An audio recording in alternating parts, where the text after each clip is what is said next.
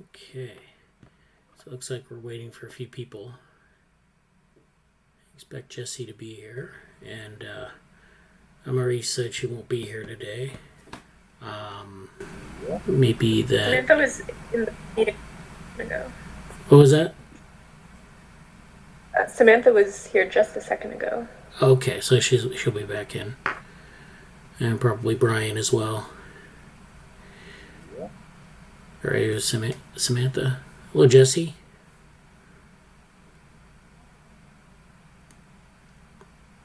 Hello, Samantha.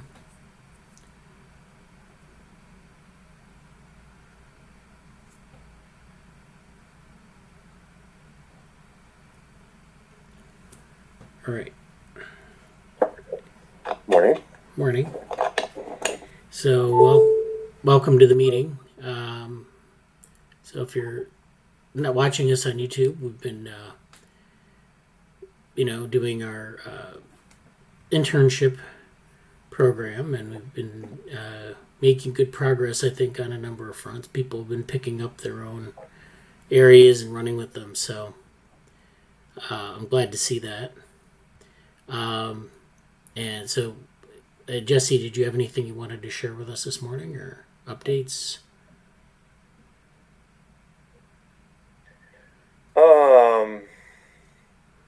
I mean, I could do a very general update, but basically, Cognition future stuff is taking off again, and I'm actually doing a lot of work behind the scenes on things, which we'll talk about later probably, but a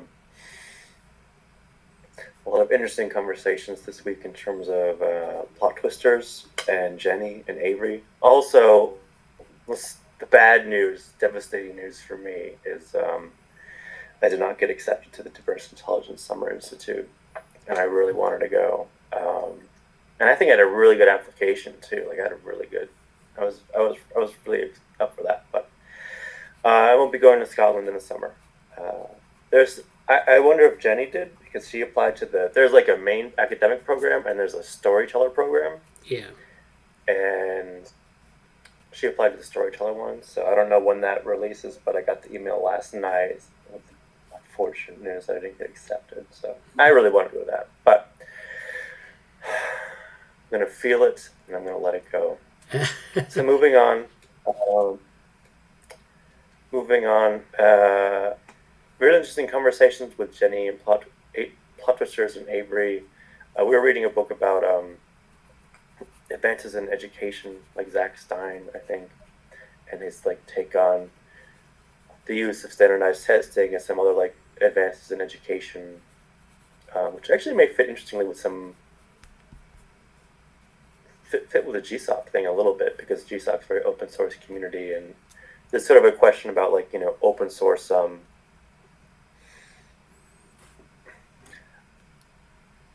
And there may be some crossover there. And then a lot more. There's updates in the works for like I'm reorganizing some of the Cognition Futures website stuff and web presence and some of my own things on that end, and trying to make it a little bit more of a coherent lab group web page and things like that. So that's coming. And it's great to have everyone's interest. And the meeting, the discussion group was very fun. Even though I felt my explanations in the moment were very not coherent, but being able to write it out later, and I've made a little bit of a recap. So that was all great. And I think it's mostly just looking ahead at this point. Like there's a lot of stuff on the horizon for me of like frontier maps. I want to keep pushing that forward. I'm making some, for lack of better terms, administrative and executive choices about like some of the smaller, some of the group stuff that I'm doing in terms of like what am I going to do with Cognition Futures and how am I going to arrange this or that. There's a lot of things in the works on that front, but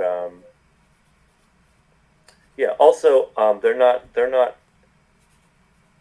done yet, but I still am going to do the draft of like I still want the male allies posts draft blog post thing, and Yeah. also the NICWIC recap, New York Celebration of Women in Computing, because they showed they have some of our photos from the event, but Okay. not as many as I wanted. So yeah, I just built some for myself. Yeah, So, that sounds great. but yeah, Yeah, we should try to make that a blog post a priority because it gets out of date the further we get from it. So I know it's kind of like just the topic and people will be interested in reading about it, but and then I yeah, I saw some of the pictures in the Slack. That was good. You showed some last week. So what do you yeah. think the next steps are for that? Uh, that we had the buffet. What do you think the next steps are for that? Well, I mean, that's largely dependent on like if people want to follow up with their individual things. Erin is still interested in writing up her own log.j4 extended medium post blog post thing, but I don't think that's come to fruition yet. I know I was interested in interpretability in general. There are some things there that I'm following up with. I think Angela will be focusing on some other things for a while. I don't quite know. I'd be curious. I would ask her directly in Slack about that. Yeah. Um, uh, we could easily put together something about Timnit Jabru and open. I think it'd be very interesting. Almost for marketing purposes, we don't have to do this, but it'd be really interesting to do a comparison to like what did Timnit Jabru do with distributed AI research, her new thing, and how does that kind of fit with what we're doing? Because there's a similar. It's not the same, obviously, but there's a tremendous overlap of values in terms of Timnit is very, a lot of a major battleground in research, and one of the contentions with academia and industry is how do we let people do research as truly and as without a thumb on the scale from other, let's say, special interests, funding or just urgency or having to look a certain way.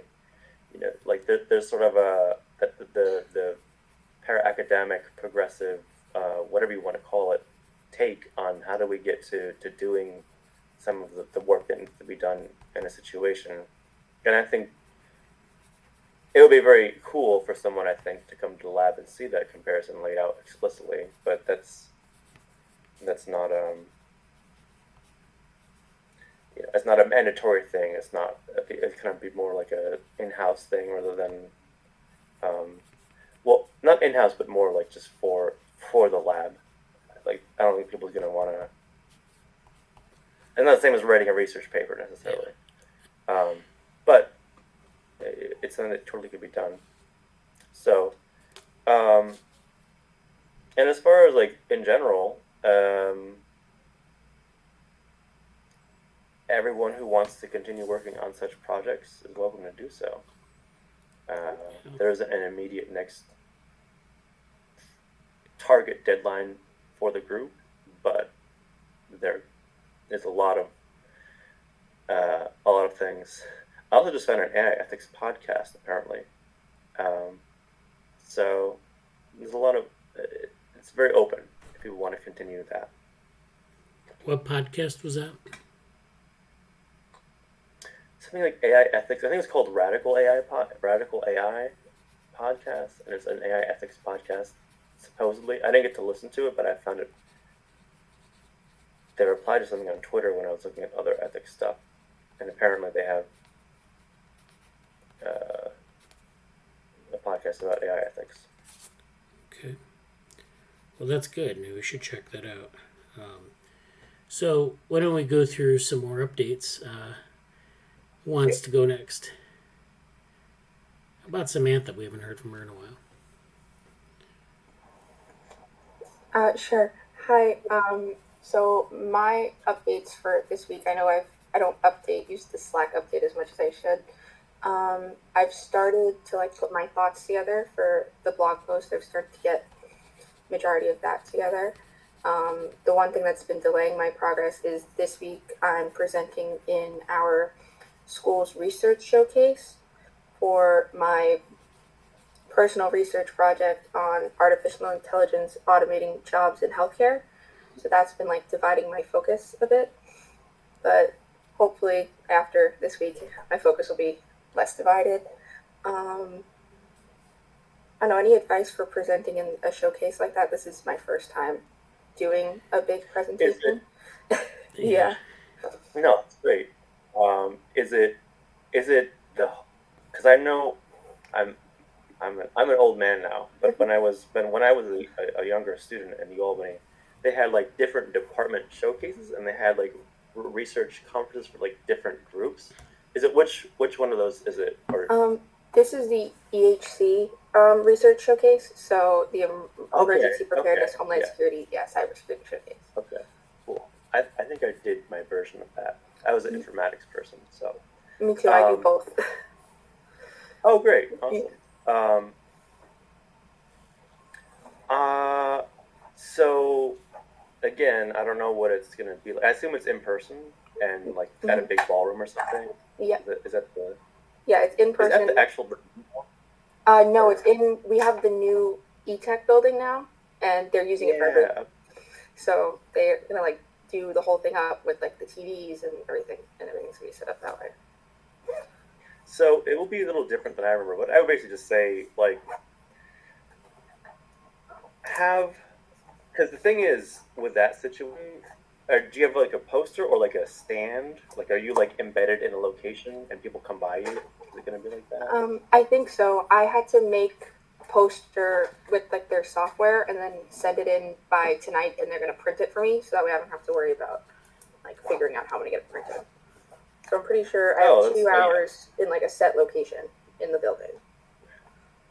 So what I would do, and I think Bradly has a lot to say about this too, but I would just have get your space set up and then have a couple, you can if someone wants to go through your whole poster and wants to go through like each. I don't know if you have like a traditional research poster, but there's kind of waves of people that through, and if someone wants, you can go through the whole thing. But what I would say is like also just have sort of like your elevator pitch for it, like your quick like 30 seconds. Like, someone shows up and they're not really aware of what you're doing or like sure if they're interested about it. So if you have like a clear like 2 or 3 or 4 sentences to say about it, just so you can just kind of throw at them, because a lot of people will be interested, but won't have time or like won't know what to do, and they'll just be like want to hear something. A lot of people, give them something intelligible that they can feel like they understood something. Oh, Sam talked about AI, health and AI job or health. AI affecting healthcare jobs, and then and I learned this one thing from it specifically, or like she pointed out this thing, like that's fine, and just kind of expect that a lot of people maybe will be just glancing through, and if you give them something intelligible, that'll be fine, and if they follow up for more, some people want to hear your whole story of your poster, and you'll walk them through each section, and that's just fine.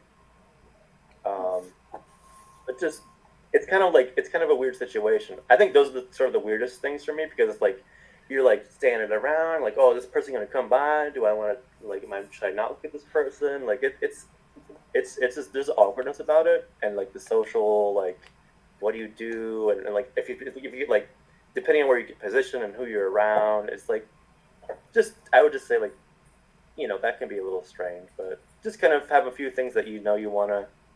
Maybe like even like index card or like a small, like if you have something just easy to refer to, like get a few couple key points, and then if they want to go for the full ride and take all the stops on the tour, that's great too, and maybe you'll do that a few times, and people will leave, maybe they won't, but yeah.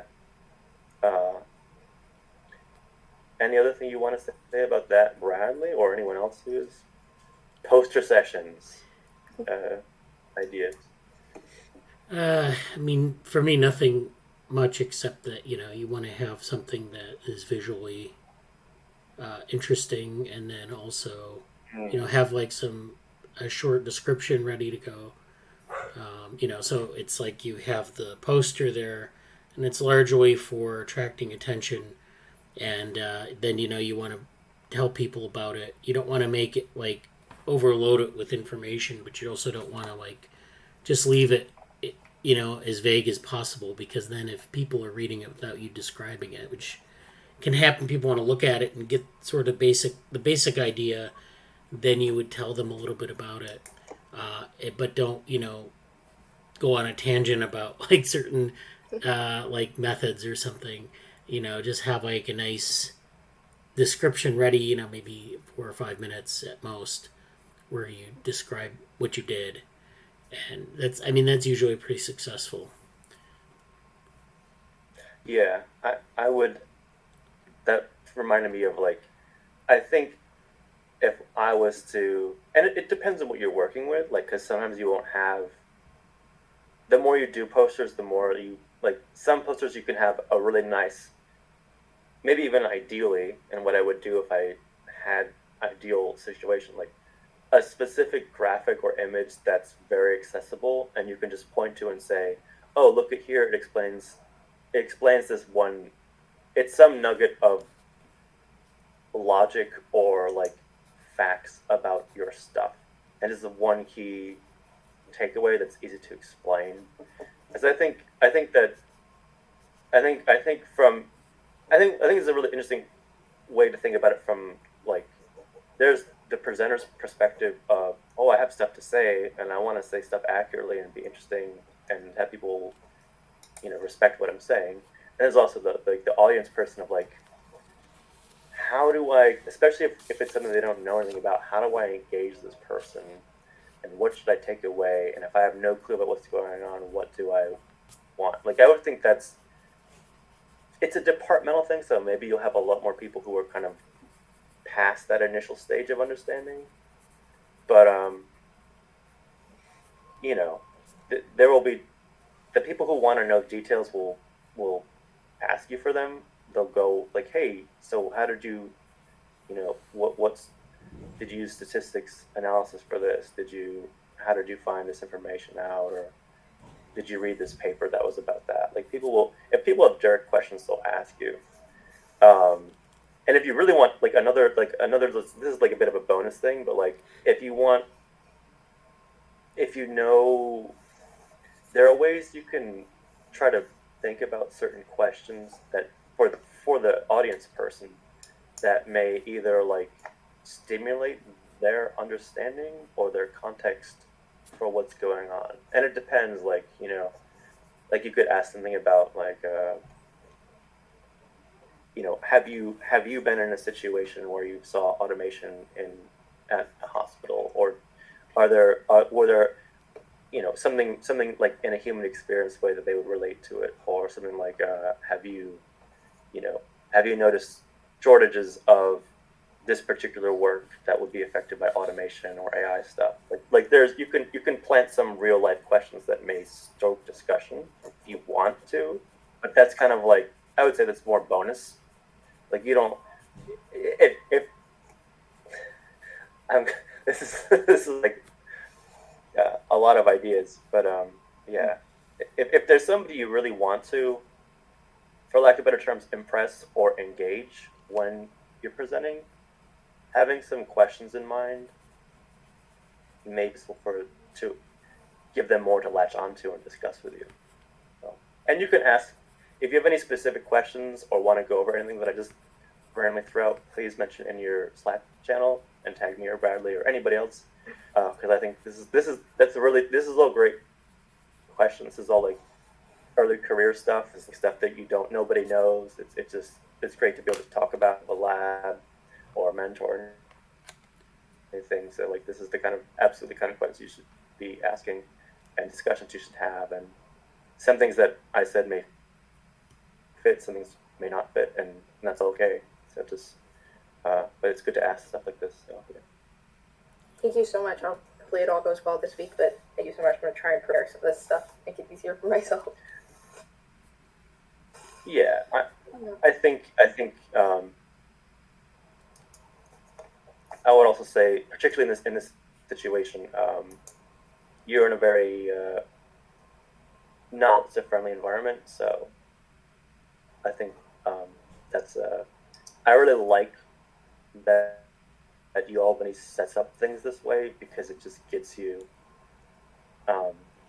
It's a nice way to get into things, so it should be a good time. If you see anybody, if you see Dr. Berg or Dr. Good, or I think it's Weisstein Goodall, Jennifer Goodall, or Michael Baumgartner, tell them Jesse says hi, because I saw them at UX Celebration of Women Computing, and I keep wanting to go to the new building, but I haven't been there yet. So, okay, yeah. And if you want any feedback on if we can offer any feedback or advice or anything to help, let us know. But I'm sure you'll do fine. Yeah. Good luck on that, Samantha. Okay, so Amanda, do you want to go next? Sure. So we had the Cognition Futures reading group a few nights ago. That was really great. I have since been making connections between some stuff we talked about there and just some other random things I've been reading. Like I said last week, I've been learning a lot about phenomenology in philosophy, which is something that was pretty new to me and not something I studied in grad school. I found a book called The Philosophy of Madness, which has been very interesting, and I can see connections between some of the stuff that author talks about and some of the stuff that we were talking about in the reading group, and some other things I've been reading from Varela. So I'm going to try to synthesize those thoughts and maybe share them at the next reading group. I shared a video in the Slack from, I think I shared the one from Thomas Fuchs, who is a phenomenologist who studies psychopathologies, like mental disorders. And I found that brief interview very, very interesting. And I think it encapsulates a lot of what I'm finding interesting about both phenomenology and psychopathology. Yeah, that's it. Yeah, you posted that in the reply to you posted the 6 views on embodied cognition, which is a throwback to our old group, which is cool. I totally forgot about that paper, and it's I said in the chat, it's oh, I didn't remember this at all. When I first read it, I didn't know anything about cognitive science, or I was very new to everything. Yeah, that was the first meeting of that reading group. Yeah, and and then in the reply to that, you posted the other interview you just mentioned about Thomas Fuchs. So I didn't get to look at that yet, but I'll definitely look at that. That's cool. Also, you mentioned the book, something about Philosophy of Madness or something. Is that Custis? Yes. Okay. It sounds very familiar to me, and I don't know why, so I'm very curious as to where I heard it from before. But yeah, that's cool. How are your allergies doing? Not too bad.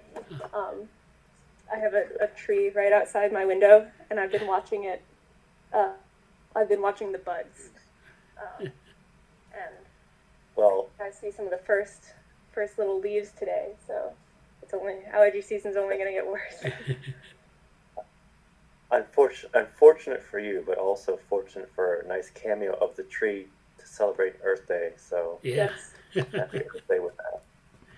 It's going to be 80 degrees today here. Yeah. Hotter than it is in Boston. Damn. It's too hot. Well, that's good. So what are your next steps, Amanda? I mean, what are you planning on doing? I want to keep writing in the Cognition Futures notes document to try to actually synthesize my thoughts, and I would happily help contribute to the blog post too once that. Oh yeah. Is there a separate Google and Doc? we could talk. talk more about that in a little bit for sure. But like anything that you want to contribute to or write, or like if you want to do like a philosopher's take specifically on anything we're talking about, like you've highly encouraged to. You can make your own blog post, or you can say, oh, I'd like to work on. You can recruit people from it too if you want. But you have a lot of encouragement and support as you see fit to use it there. So, yeah. Thank you. Yeah, I really appreciate the philosophy background, because that's something I haven't had as we look through all this like morass of just. And this kind of even extends to like I think about what's her name, Megan K. Peters, who's a consciousness researcher and doing like actual like neuroscience about consciousness and stuff like that. She and also Conrad Cording, but like people who really want to bring philosophy into these discussions are not as plentiful as I'd like them to be. So I think it's a great thing. But anyhow, any other updates? I don't think so. Okay. Thank you. That's very good. Himanshu, do you have an update? Would you like to say something? Welcome. Yeah. Okay, this is Himanshu, currently traveling home from uni on a train. Let's see. I'll pull up the chat here. Right now, so can't talk on a mic. As of updates from my side, I've started reading the research papers given on the Collective Cognition GSOC updates channel. Thanks for adding me. Yes, so I've added everyone who's applied to the GSOC project. We've had 3 applicants, and so I look forward to making a decision on that. And if you don't get selected, and the selections will be announced sometime in May, early May, like, I don't know, the first week of May, maybe. You're welcome to work on the project and join our group. We're going to have that. We're going to kind of cover some of those topics in this group. We'll be probably doing some things in the Slack channel, and then we'll also be kind of following up as we can. So I really want to ramp this up over the summer. Okay, so then also I'm a part of SRA, Society of Robotics and Automation Club, from my uni. One of the things we do is conduct workshops and seminars for freshmen. Right now we are conducting a seminar on computer vision, so I couldn't give as much time now to the papers as I wanted to. Well, that's good. I think don't worry about the papers right now. We're not, we're still kind of in getting things organized for this. So, but yeah, I'm glad to see that you're interested in robotics and automation. We talk about that a little bit here and there in the group.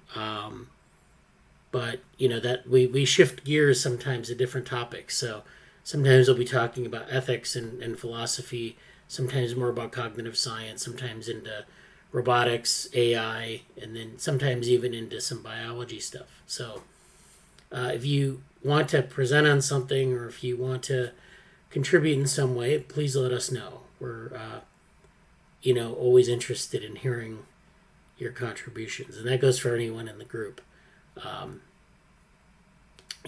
Please let us know if you want to present something during the meetings. So thank you for those updates. I think that's good. So what do we want to do now? I would say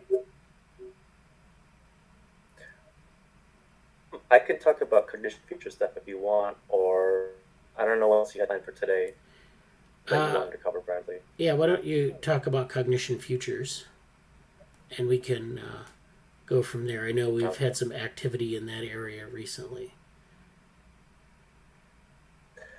I was just going to say something to Himanshu, but I think they dropped off.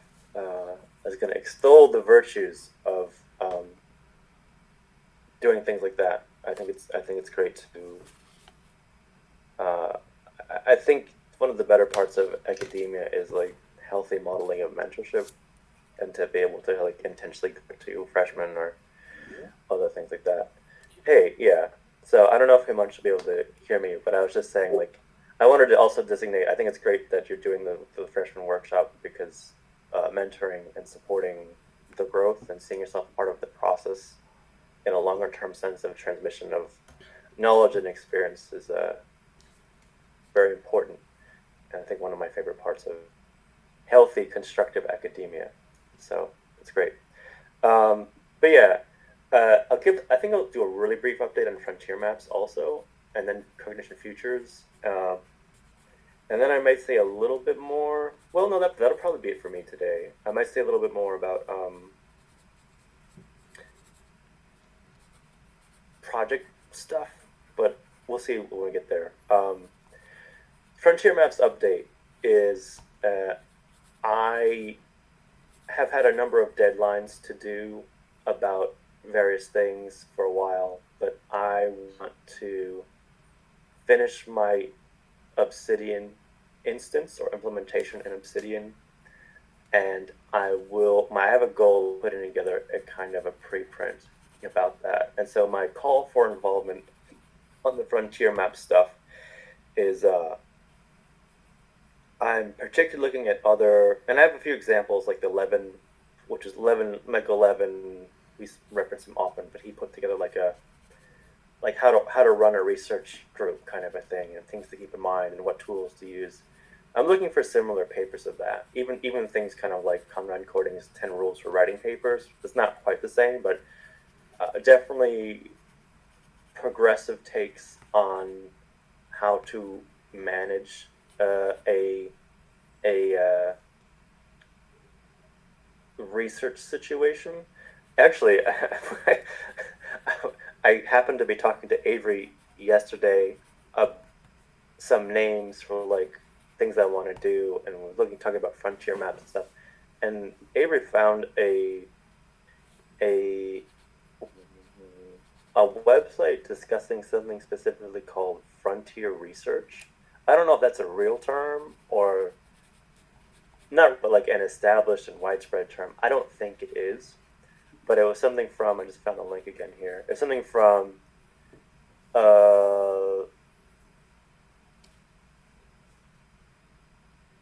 something that wasn't originally written in English. And I don't know exactly what it's from, but it's basically about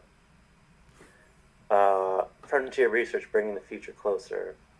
And it talks about, it's basically bridges from Thomas Kuhn's The Structure of Scientific News. It kind of talks about the difficulties of getting people to the frontier, basically. And I think that might be a nice little essay that I talk. I just put this in the chat, actually.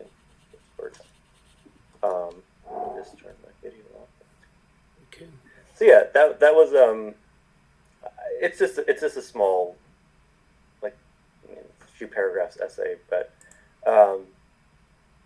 there's work to be done there, and I'm currently balancing out how much I want to weave in some of my pedagogical, like, mentoring ethos or ideas into the preprint, or if I just want it to be technical or like mechanical, like what you're doing. So I don't know. I've yet to decide that limit, that ratio of like mentoring, aspirational, like here's how you should approach this stuff. I actually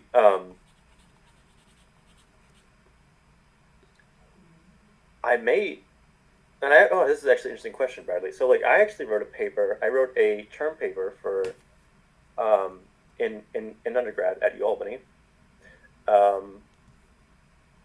That I wonder if I could make into a preprint, or like I don't think it's going to be published anywhere, but like something I would like to cite. Right.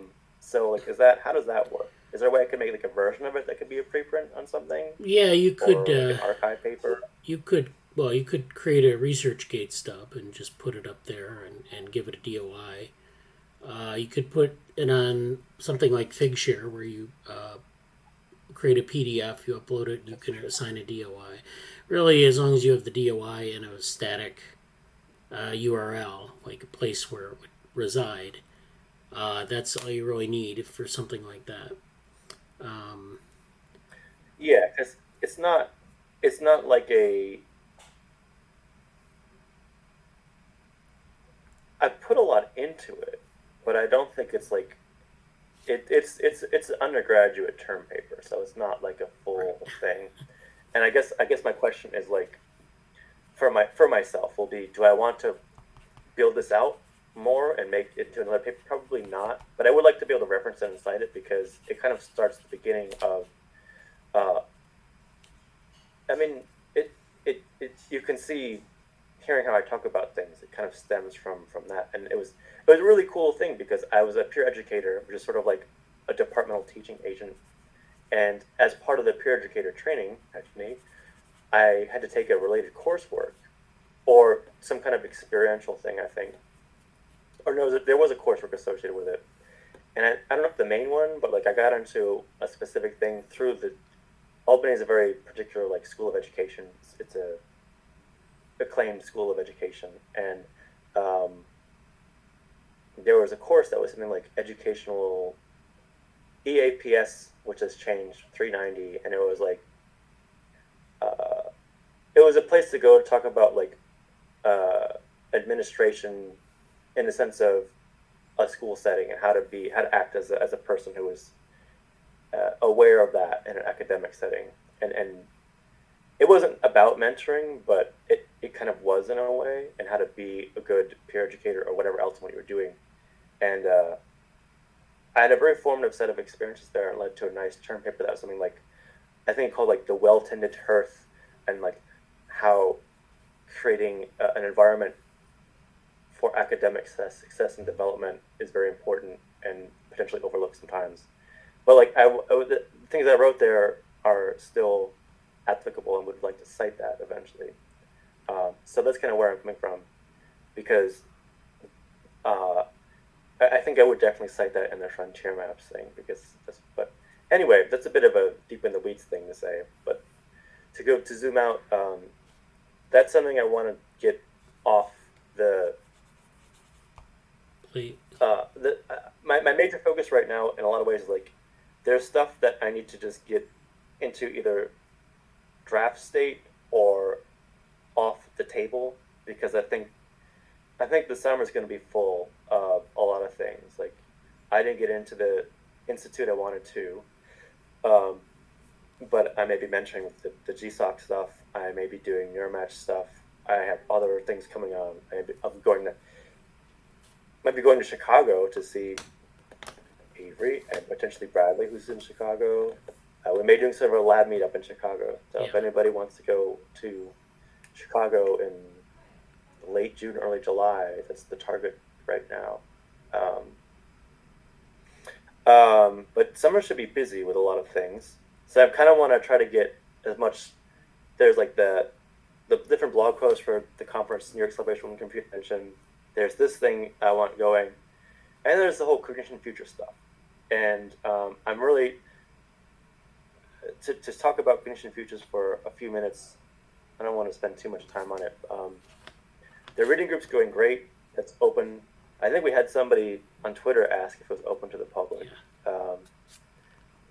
Someone who we had a lot of nice internet before. I think it was Dr. Jasmine Berry. I don't know if she'd want to join, or has other students who'd want to check it out, but I'll follow up with her about that. I haven't replied to her yet. Okay. But when to folks joining, even Avery. Actually, Avery also said he might. Avery may want to join, and we may have to adjust the time. Next week we're thinking about Wednesday, because that would be better for Amanda, and also Bradley can do Wednesday too. Yeah. Right? Is that true? Yeah. Okay. So we may meet Wednesday at 8 or 9. Was it a time difference or the same time? Same time would work for Either me. way. Yeah. Okay. So tentatively Wednesday at 9 o'clock. But Avery was into what we were talking about, and there's a lot of overlap, as always. But that's really fun. I would like to distill some of the things into a set of blog posts after each meeting. I did a super. I did like 4 paragraphs, and then I took some of the quotes that we kind of referenced, and a couple of the question ideas. I didn't go that much into detail, but you can see it in the Cognition Futures channel currently or in the shared documents. I kind of tucked it in at the very end. And I'd be happy if Amanda wants to add to that, or if you want to have your own, you can do as much writing as you want to do. You're encouraged to do about that. But I think that's really cool. And I think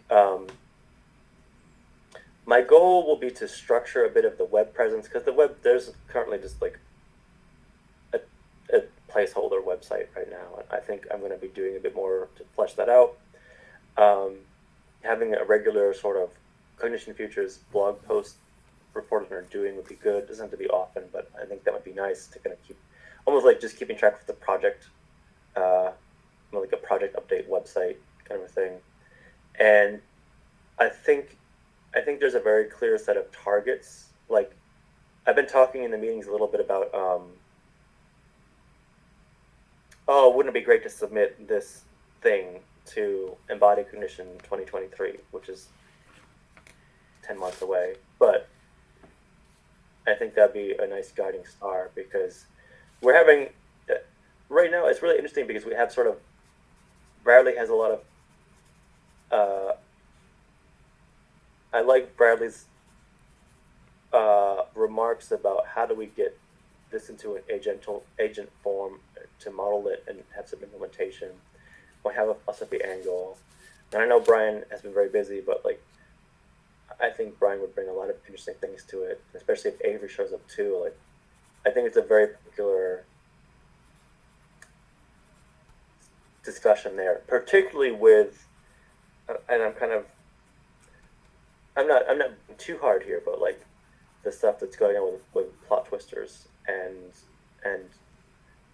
Jenny's kind of future aspirations for such things. I think neurophenomenology, as we're talking about it in terms of even just blanketly saying how do we integrate the perspectives of first person and third person or other sort of methodological.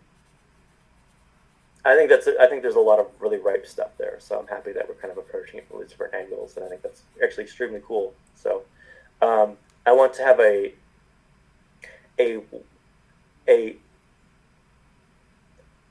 web presence that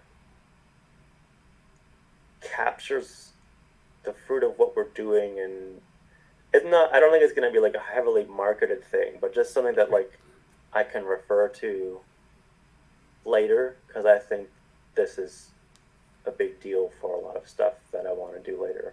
So that's kind of my aim with that.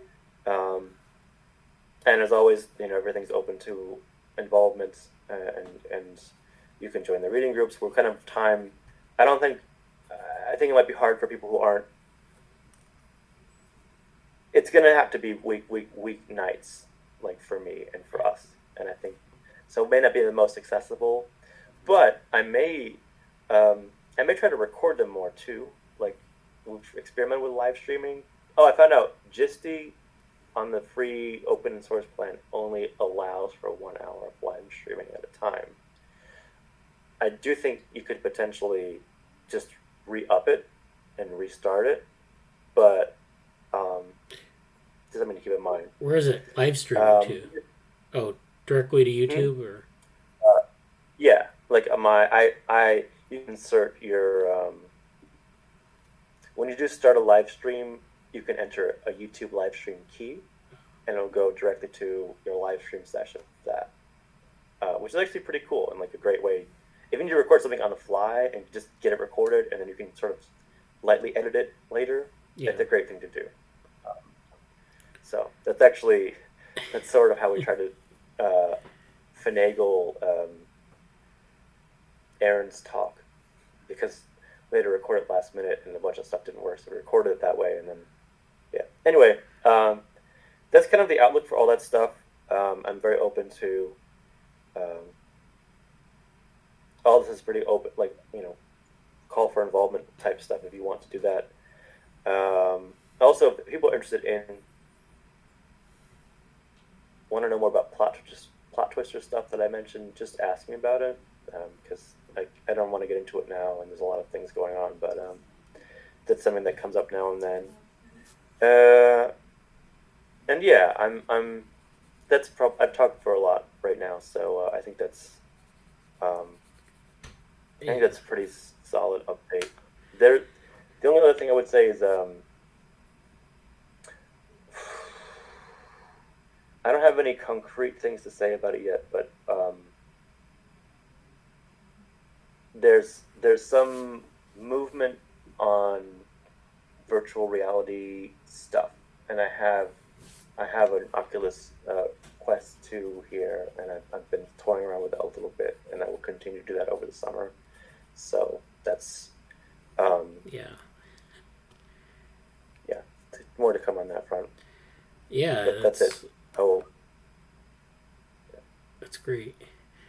Yeah, the VR thing, I think I mentioned this a long time ago, actually, now, but I'd like to get it to where we could have like some content or some things that people could do remotely, you know, in their own place, wherever they are, on a couple pieces of technology. So being able to like find, like, you know, there are different types of VR, different types of platforms we can use that are fairly cheap. You know, like the Quest is not that expensive. If you really wanted to get into it, you could buy one or get one from somewhere and then use the content that we sort of create or approve, and we can do things in a distributed fashion. That's something I'm really kind of interested in doing. So I know you can develop for the Quest, and you can develop for some other platforms that might be something we might explore, you know, like mobile virtual reality and things like that. So definitely I want to talk about that later. I don't really have anything too much to say about that right now because I have some things, but I don't have them ready to kind of unveil yet. But yeah, I think that we should be moving in that direction more. And, you know, virtual reality cross-cuts a lot of interest areas. So, you know, in cognitive science, you can explore a number of issues with perception, with, you know, spatial cognition, sensory motor control, a lot of things that, you know, you could do with a regular experimental setup, except virtual reality setup's much more powerful. You can manipulate a lot of different aspects of the environment. You can also explore. I think. Go ahead. Oh, you can also explore philosophical concepts. So, you know, I know people are familiar with like the Matrix and how highly philosophical it is, and you have this virtual aspect to it. So there are things that you can bring together using that kind of a platform. And I want to get, you know, I think the technology right now is just about right to start doing this because it's somewhat inexpensive. I mean, you know, it's going to be like some investment to work with it, but you know, you can do a lot of really interesting things. The technology is at a pretty high level, and the tracking systems and everything are high enough level that we can do some of these things. So, you were going to say something, Jesse? I think and this is sort of a not an unknown, but like a partially known unknown. I think I need to. I would definitely, if someone's just looking for a task to do along these lines, I have to make a call for involvement on this, but I'll put it this way, we would benefit from someone really looking as much as what they can find out about what Meta. I saw Meta's. It's about meta stuff and young Coon stuff and self-supervised, unsupervised learning, and their current quest to find first-person video and basically trying to make things first-person. They're doing a lot of stuff with this sort of first-person video collection and whatever Jan LeCun's up to. So I would say if someone wants to take a deep dive into what is Meta doing about this, and, you know, as we all probably know, just to explicitly state it, Meta and previously Facebook run Oculus.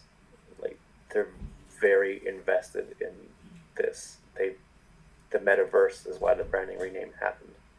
So just sort of like trying to feel them out. I have not looked into it that much, but the conference itself, I mentioned it a few times, but to say that the conference itself was kind of this big flag waving banner, like, hey, we're doing really cool stuff. Come work with us on augmented reality. We have our glasses, we have our personal assistants, we have a universal translator, we have all this stuff going on.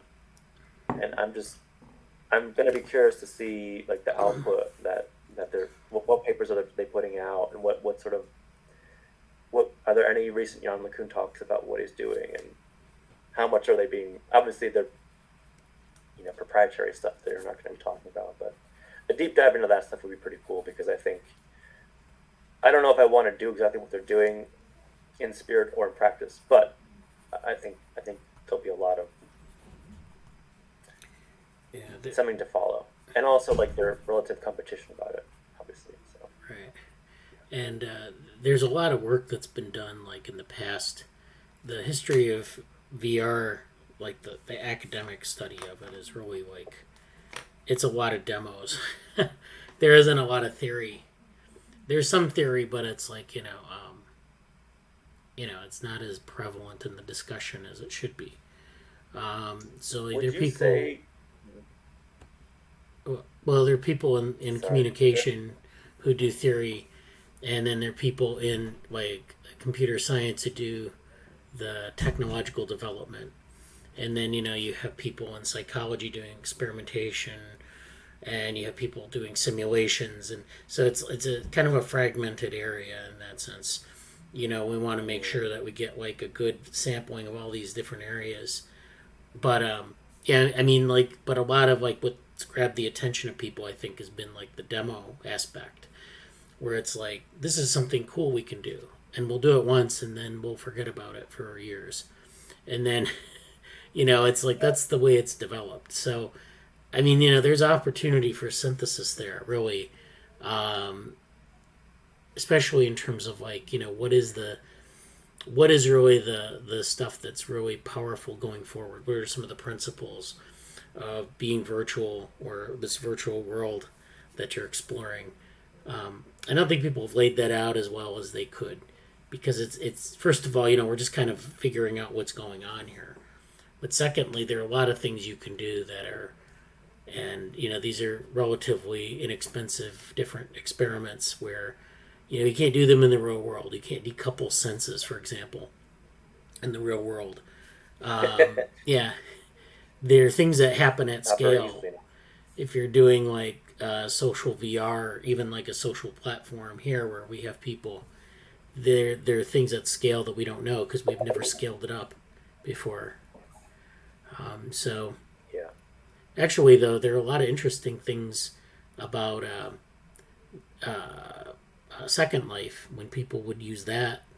And they didn't write, they wrote some papers on it, but there were a lot of anecdotes floating around about things that would happen in Second Life that were really interesting and strange, but there are no principles that came out of that. It's just kind of like people saying, oh, this was really cool, and so there's a lot of opportunity there for building some scholarship. Yeah, there's launched a whole set of questions in my mind. I'm going to try to bullet point them first and then say more later. One, the relationship between virtual reality stuff and agent-based modeling. In terms of, sometimes agent-based modeling feels like it's just you're making this demo, and then but you can get specific data from it by playing it out. But I was going to ask you, and don't answer it now, but like, virtual reality in some ways feels like it's. I think the question was something like, do you see virtual reality as mostly, I want to say something like technique dependent, as opposed to like, you said there's not been a lot of theory development in the area. So I guess I would follow up on that. And well, before the last thing I'll say in general is like, Avery had an interesting conversation with me about body identification with physical body versus identification with an avatar and like potential like dysphoria or lack of dysphoria in the process. So like that's maybe more of an internal thing, but like that'd be something interesting to think about in terms of VR, and also like how there are people who are like YouTube and Twitch streamers now who are basically using, they're like augmenting their own face with like either a different hairstyle, like they're putting like these overlays. It's like the same expressions, but there's basically augmented reprocessing of their face in real time to the streamers, and different things are coming out. So it's like all that kind of stuff is, I don't know. I don't really know what to make of that. Well, there has been theory building. I mean, there's been a lot of theory building in like the area of presence, and in some of the issues that are happening with body dysphoria. There's a fair amount of work on that. I mean, but I guess the thing I'm complaining about or pointing out is that when you see these developments in the media, when you people, it's not very well connected to the theory. And then, it's like they don't, when they give like a news press release on some new gee whiz thing, they don't cite like where the theory is on that. And so, that's a disconnect, I guess is maybe a better way to put it. But also there is a lot of opportunity for building like theoretical principles that are, like that, it's like getting that synthesis going across a lot of these different areas, because people have done work in like these different areas of, well, there are a lot of different areas in the literature, but like synthesizing it in the light of like the technological advancements that are going on, because it's pretty fast paced. I think that's something that there's a lot of opportunity there. Yeah, and there's a lot of I think, and this is more of a zoomed out comment, but like I think it's going to be really fascinating to see, and we kind of see it with the NFT stuff, which I'm rolling my eyes at a little bit. But I think as these new mediums become more and more and more and more accessible, the sort of organic stuff that people haven't considered and that will flourish from it are, there's going to be a lot of new affordances, and I don't know. I'm curious what comes from it. I'm a little bit uneasy about what will come from some of it. I hope that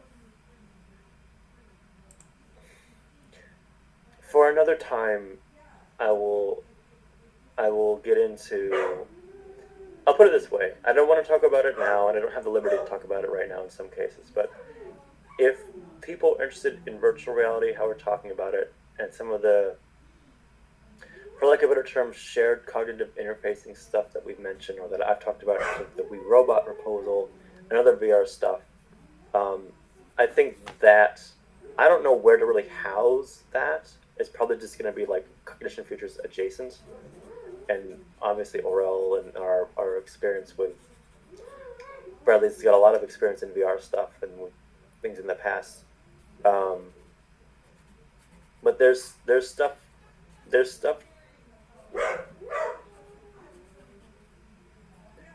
I don't really know what to say it, but I feel like there is or will be some, like, there could be some kind of like a VR discussion group that happens regularly, because I don't know what form it will take yet. I don't know when. There's a lot of, I don't it may be months that it happens. It may be I don't know, but I feel like there's going to be something there, and I don't know what it is yet. But more about that to come. And if you're interested in any of that, let us know in Slack. So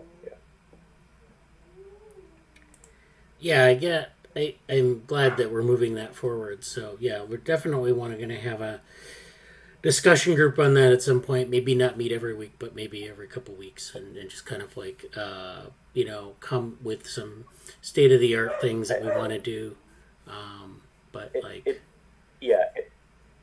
It basically feels like there's we're in a pre-crystallization phase where there's some strands that are forming, and then they're going to eventually crystallize into something tangible. Say, okay, now this is going to be taken off, and I don't know what it is yet, but there's just a lot of, we're in that environment of the pre-crystallization phase. So it's a little bit like whoa and wild, but there's this continued movement. So anyway, yeah, it's 11 o'clock, top of the hour.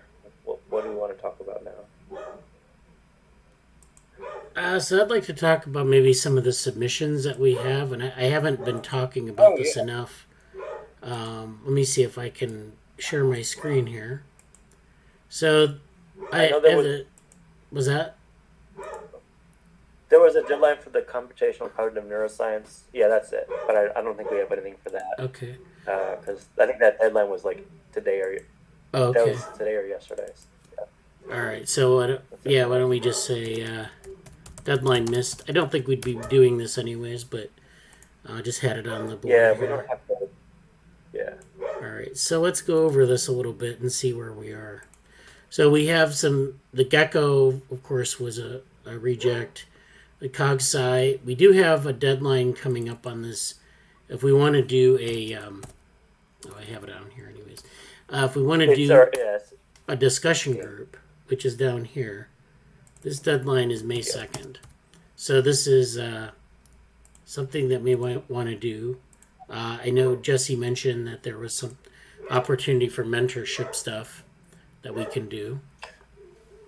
I'm curious if that should be mentoring focused and frontier map focused, or methodology focused. Or we could submit two proposals, I suppose. But I would also mention or methodology might be nice. Yeah. Well, whatever we need to write something up for it. So, that May 2nd is coming up pretty quickly here. So we'll have to get that out. So there's that. Then there's the A-Life stuff, which I still haven't heard back about. Those are two submissions. One with myself and Jesse, this first one, and then one with myself and Ankit, which is the second one. So we're just waiting on that, and I don't know if we get in or not. If we don't get in, we have some, good papers. I think that we've some good starts on papers that we've got here. So the New York Celebration of Women Computing is completed. The We Robot that's been accepted, you said? No. No? No word yet. No word, okay. I probably won't hear further. Oh, yeah, May 9 decision, okay.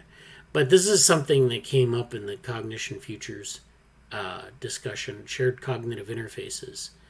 And, I think that's a really nice idea. I don't know exactly if it's been fleshed out enough here, but definitely has a lot of connections to VR, and it has a lot of connections to some of the stuff that we've talked about with our developmental AI in a lot of ways, and maybe even collective behavior. I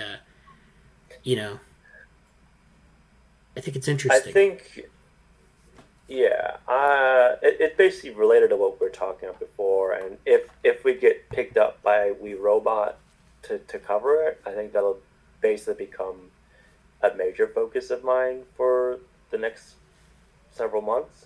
And if we don't, which I think is very likely, because I don't know, I still think it's going to be. I think I need to set some time aside to probably with you, Bradly, flesh out. I think it might be time. I think maybe what I'm feeling as this meeting goes further and further is it might be time to sit down and have a VR planning session. What are we trying to do? Where do we want to go in a little bit more of a concrete sense? Because I think that need is kind of emerging. So we'll do that later. But Yeah. I mean, I think so. I think definitely if we're gonna do some stuff with some major moves, we need to have a planning session. But I think it's also worth, we had to get some critical mass behind it. I mean, I don't know if we have that even yet, but we can at least I think we have some ideas. I'm thinking about that in terms of I wouldn't mind a discussion, because I think there are things I think a little bit of more refinement on my end, and I can start outreaching to people to say, even people in the lab currently, like if you're interested in philosophy, here's an area we can really ask you to do this, or some things that Brian's mentioned, or summer interns are coming up, and some people are still asking about the lab or wanted to join the summer. I don't know. I know one of them. I don't know if he wanted to do VR or not, but and once I have a little more of my language and goals fleshed out, I can start soliciting to get a little bit more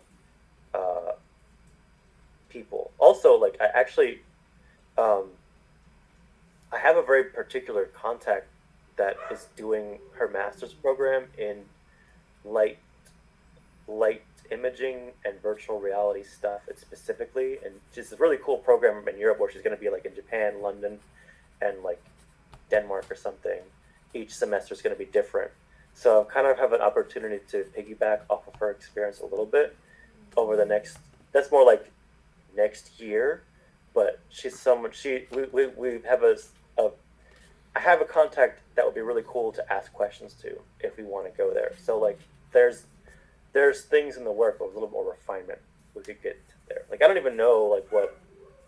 Actually, I do know a little bit about like virtual reality and healthcare. There was a conference a few months ago, but that wasn't really related to what we're doing. But looking at conference and things to submit to about our virtual reality interests might be good too. So things that will provoke our need for deliverables. Right. Yeah, I think the deliverables are an important part because, like, we could talk about it a lot and not get anything done. So I don't want to do that. At some point we have to like move towards doing something to show that we're, but that's good. This is NetSci 2022. So this is something that was submitted for the DevaWorm group. That's not really of our concern, but what is that NetSci 2022 often has these satellite sessions, and I'm not sure what they're going to be yet. The same holds true for A-Life. And I need to figure out like what the satellite sessions are, the workshops, and how those might fit into some things we can submit. So the satellite sessions for NetSci, last year they had one on open source. They called it NetOpen, so it was like networks and open source. And I did a presentation from this lab, from OpenWorm, and from some other areas. That was interesting. I'll probably be showing some of those slides. In fact, the slides I showed last week were from that. And so, from that talk. And so there might be some opportunities in both of these cases for submitting things. And, I know we have sort of papers that are sort of sitting there ready to go. not as many as we'd like, but just keep that in mind. We'll be announcing this in the Slack as time goes on and they get announced. So we have a couple here we didn't go for. This collective learning across scales, ICLR. So that's another set of venues that might be good. Like ICLR, I don't know about ICLR so much this year, but NeurIPS, and maybe another AI-based conference where they have a big conference and then they have these workshops. And we could submit something in one of these workshops if we're interested. But keep that in mind. We'll be keeping a lookout for them, putting opportunities in the Slack. And then the way it works here is that if you want to get on paper, you can let us know and we can incorporate you in some way. It might be doing some research, might be, working on writing a part of the paper, might be proofreading. There's some part of it that you can do to become a part of that. So I would definitely, if you're interested, definitely let me or Jesse know when you see an opportunity. And every so often we'll post drafts of like abstracts or talks or papers in the Slack channels. So you'll see that from time to time, and those are open to people to say, I'd like to be a part of this. The Cultural Evolution Society stuff, this is something that we didn't go for, but this is something that I would like to, working on this idea of dual inheritance models. And this is something that I was going to show today, but I figured that the thing that I had was not really in the state to share yet. So I didn't want to do that. But suffice it to say that we're working on some things, dual inheritance models and agents. And again, this is something, it's a work in progress. I didn't submit it to Cultural Evolution Society. I didn't think that it was like a good fit for that venue. You just get stuck in a poster session, which is, I guess it's fine, but like I wanted to get a little bit bigger. I didn't think that too many people would really get it. So, you always look for good venues for your work. You always look for things that are good fits. And sometimes you get lucky and you find the perfect fit, and sometimes you don't. And you don't really get a lot of feedback from it. So maybe it's not worth doing. I mean, it's you got to consider these things. So, yeah. And sometimes, you might just want to hold off and then publish it as a preprint and then just, present it. You could create a presentation on your own, I suppose. But it's all up to you how you want to do that. This is our workshop EI 2022. So we mentioned that EI 2023 is coming up next year, and we should be planning for that now. There's also and I don't know when they're going to have this, but they're going to have a NeuroMatch 5, hopefully. I don't know. We'll see. Yeah, I was wondering when the date's going to be for that. Well, I don't know. I'm just saying hypothetically there's a NeuroMatch 5 because they had a NeuroMatch 4, and that was in November, wasn't it, or last October? When was that? Yeah, I believe so. It was, I think it was November. Because it feels strangely not that far away, but I think it was November. Yeah. So this is another thing we want to think about. And I don't know what we'll have for this. We usually have like a number of different talks in NeuroMatch. And this is a pretty inclusive conference, so we could have people, we could have philosophy, we could have neurophenomenology as a topic, we could have some of our agent-based modeling, we could have, a number of different things that kind of fit into this theme. So, I mean, this is definitely something we want to follow up on. So, yeah, it's a good opportunity because you get a potentially a large audience of people. And so this is the NeuroMatch, like the NeuroMatch Summer School, but it's the conference version of it. So they came up with a summer school, but they also came up with a conference. And the conference is very open.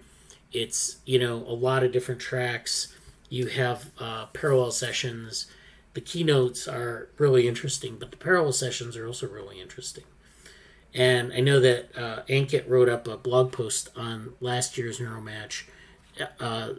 His top, I think, 12 or so talks, and they're very skewed towards machine learning and computational neuroscience. But there are other things going on there as well. So that's an opportunity, I think, that we want to kind of think about when we see, I recommend that everyone here kind of have at least one or two abstracts that they have that they're working on for, submission somewhere. So you don't have to spend too much time modifying it to get it in by the deadline. I think that would actually be a really good idea, especially if, I know a lot of our spring interns won't be staying with us in the summer. Also, hello, Erin. Hello, Erin. Welcome aboard. Yeah. But I think it would be actually very good to suggest that. I think that'd be a great thing to do to basically prepare for most everything we cover in the lab is NeuroMatch related, including the ethics stuff. I think in ethics, it could be maybe tailored towards neuro stuff, but I think everything that has been talked about in the lab could fit in NeuroMatch. And I think practice and writing an abstract for that, if people are still around or want something to contribute to, would be a good thing to do. So that might be a nice thing to have as a collective lab endeavor on that front. Yeah. And that way everybody can let's talk about the process of writing an abstract, or here's what I'm doing, or so on and so forth. So I think that'd be good. Yeah. I'm going to check this chat for a minute here. So we have Circuit Stream AR and VR conferences. So this is something that it was just a list of VR stuff I saw, and then I also mentioned Kara VR, or it might be Kura or Kara, but it's the people who are making their own augmented reality glasses, and I know I don't know very well, but I have light contact with one of like the lead. I think she's a lead engineer for it. So just people we could, when we're ready, I have a lot of people I can start reaching out to about our efforts in that area. So yeah. Yeah. So yeah, that's good. And then Erin said, so cool. Dual inheritance theory was first developed by two population geneticists, an anthropologist and an ecologist, Boyd and Richardson, as a set of mathematical models that describe the transmission and evolution of culture, beliefs, values, behaviors, technology, and other socially mediated phenomena. Yeah. And then Boyd and Richardson again, yeah. So it's a really interesting topic. Like I said, we're working on a paper, but I didn't want to show it. I didn't think we had enough, it wasn't developed enough to really kind of go through. But, this actually, I might go into a chalk talk here, just because. So why don't I do that, actually? I'll describe what this is. And I think I've described this before a bit, but let me go over it a little bit more here. So basically what we have in a dual inheritance model is we have, and I think people are familiar in this group with genetic inheritance. So you have, in genetic inheritance, we know kind of how that works. And we know that, we pass genes down from parent to child, and that there's a phylogeny that you can build, and you can look at heritability of different markers. You have different genes that get inherited from each parent, so you get a mother and a father that combine their DNA, they pass it on to their offspring. Their offspring have a genetic similarity, but there's crossover, which results in a shuffling and independent assortment of traits. And so, the parents can have different alleles. They can carry alleles. They can express alleles. And then when these genomes come together and recombine, sometimes you have alleles that get expressed, double. When you have two alleles of a certain type, you can have disease, you can have different traits get expressed, and so forth. So there's this, we know the mechanisms of genetic inheritance. I kind of made a hash of that right now, but that's okay. I'm just trying to do it very quickly. But there's also cultural inheritance, and of course cultural inheritance, which is a little bit different, because cultural inheritance is, you can actually represent it using a phylogeny, but typically, you can get your culture from maybe your parents, or you can get it from peers in the same generation, or you can get it from people who aren't in the family, like teachers or role models or people like that. So cultural inheritance is a bit different in terms of its structure. You can represent it with a phylogeny, but oftentimes you can't, because sometimes cultural traits, and we've had trouble defining this in cultural evolution in that field.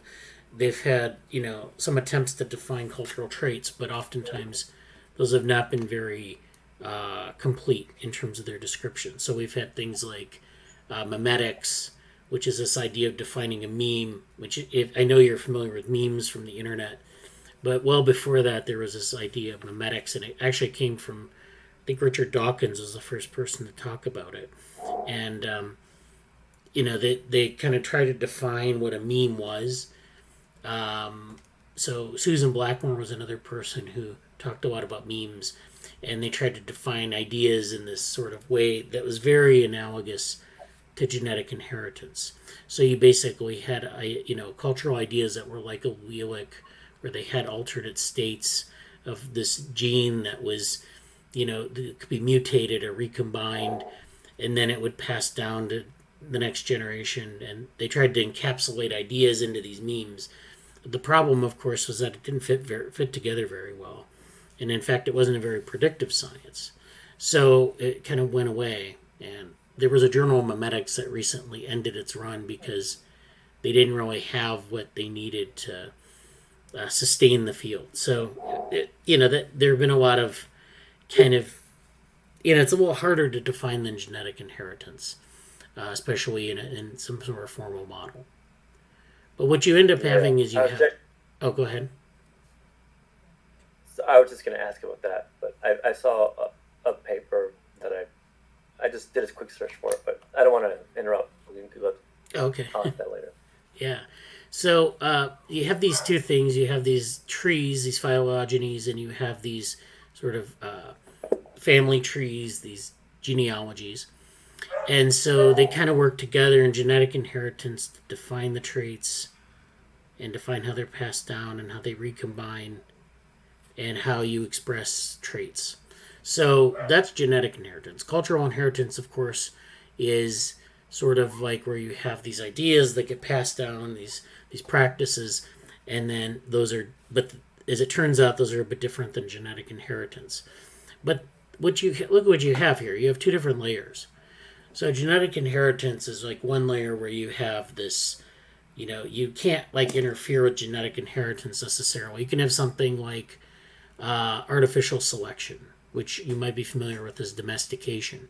So in dogs, you can, for example, they've domesticated dogs to have a lot of different phenotypes. And this has been a result of sort of trying to shape that genetic inheritance by, some sort of, maybe like by cultural inheritance. People want to see something in a certain breed of dog, so they try to select for it. And of course, they're, you get the desired traits, but there are a lot of consequences. A lot of breeds of dogs, for example, have congenital problems.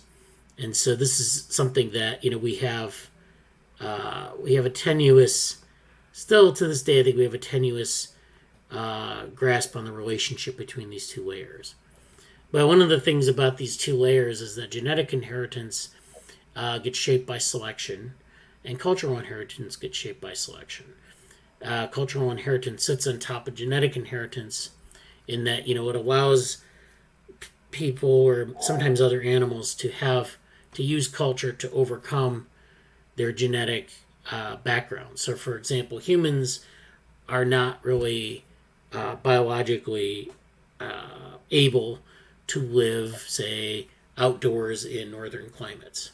I mean, we need to have shelter, we need to have clothing. So we developed shelter and clothing so we could move out of where we originated from and into most of the world. So, if you go around the world, you see different patterns of building shelter, different patterns of building clothing or constructing clothing and other things like that allow people to live. And so this is what, this cultural inheritance is much broader than the genetic inheritance. It can provide, and humans have culture, but other animals have culture as well. It allows for a broadening of the sort of the ecological conditions under which an individual and a population can live. Now, that being said, cultural and genetic inheritance can evolve in different ways. And so if we go to thinking about how they sort of evolve, genetic inheritance might evolve in a certain direction because there are selection pressures on different alleles. Say, for example, you're living in an environment where you need to, you're living in a very cold environment where you need to, have some sort of physiological response to the extreme cold, or, you're living in an extremely high altitude where you need to have, adaptations to be able to breathe normally because the air is thinner and it's harder to breathe with a sort of quote-unquote normal physiology. So there are a lot of adaptive plasticity traits that might evolve in response to that. But that takes a long time. That takes many generations. And so that's not immediately helpful.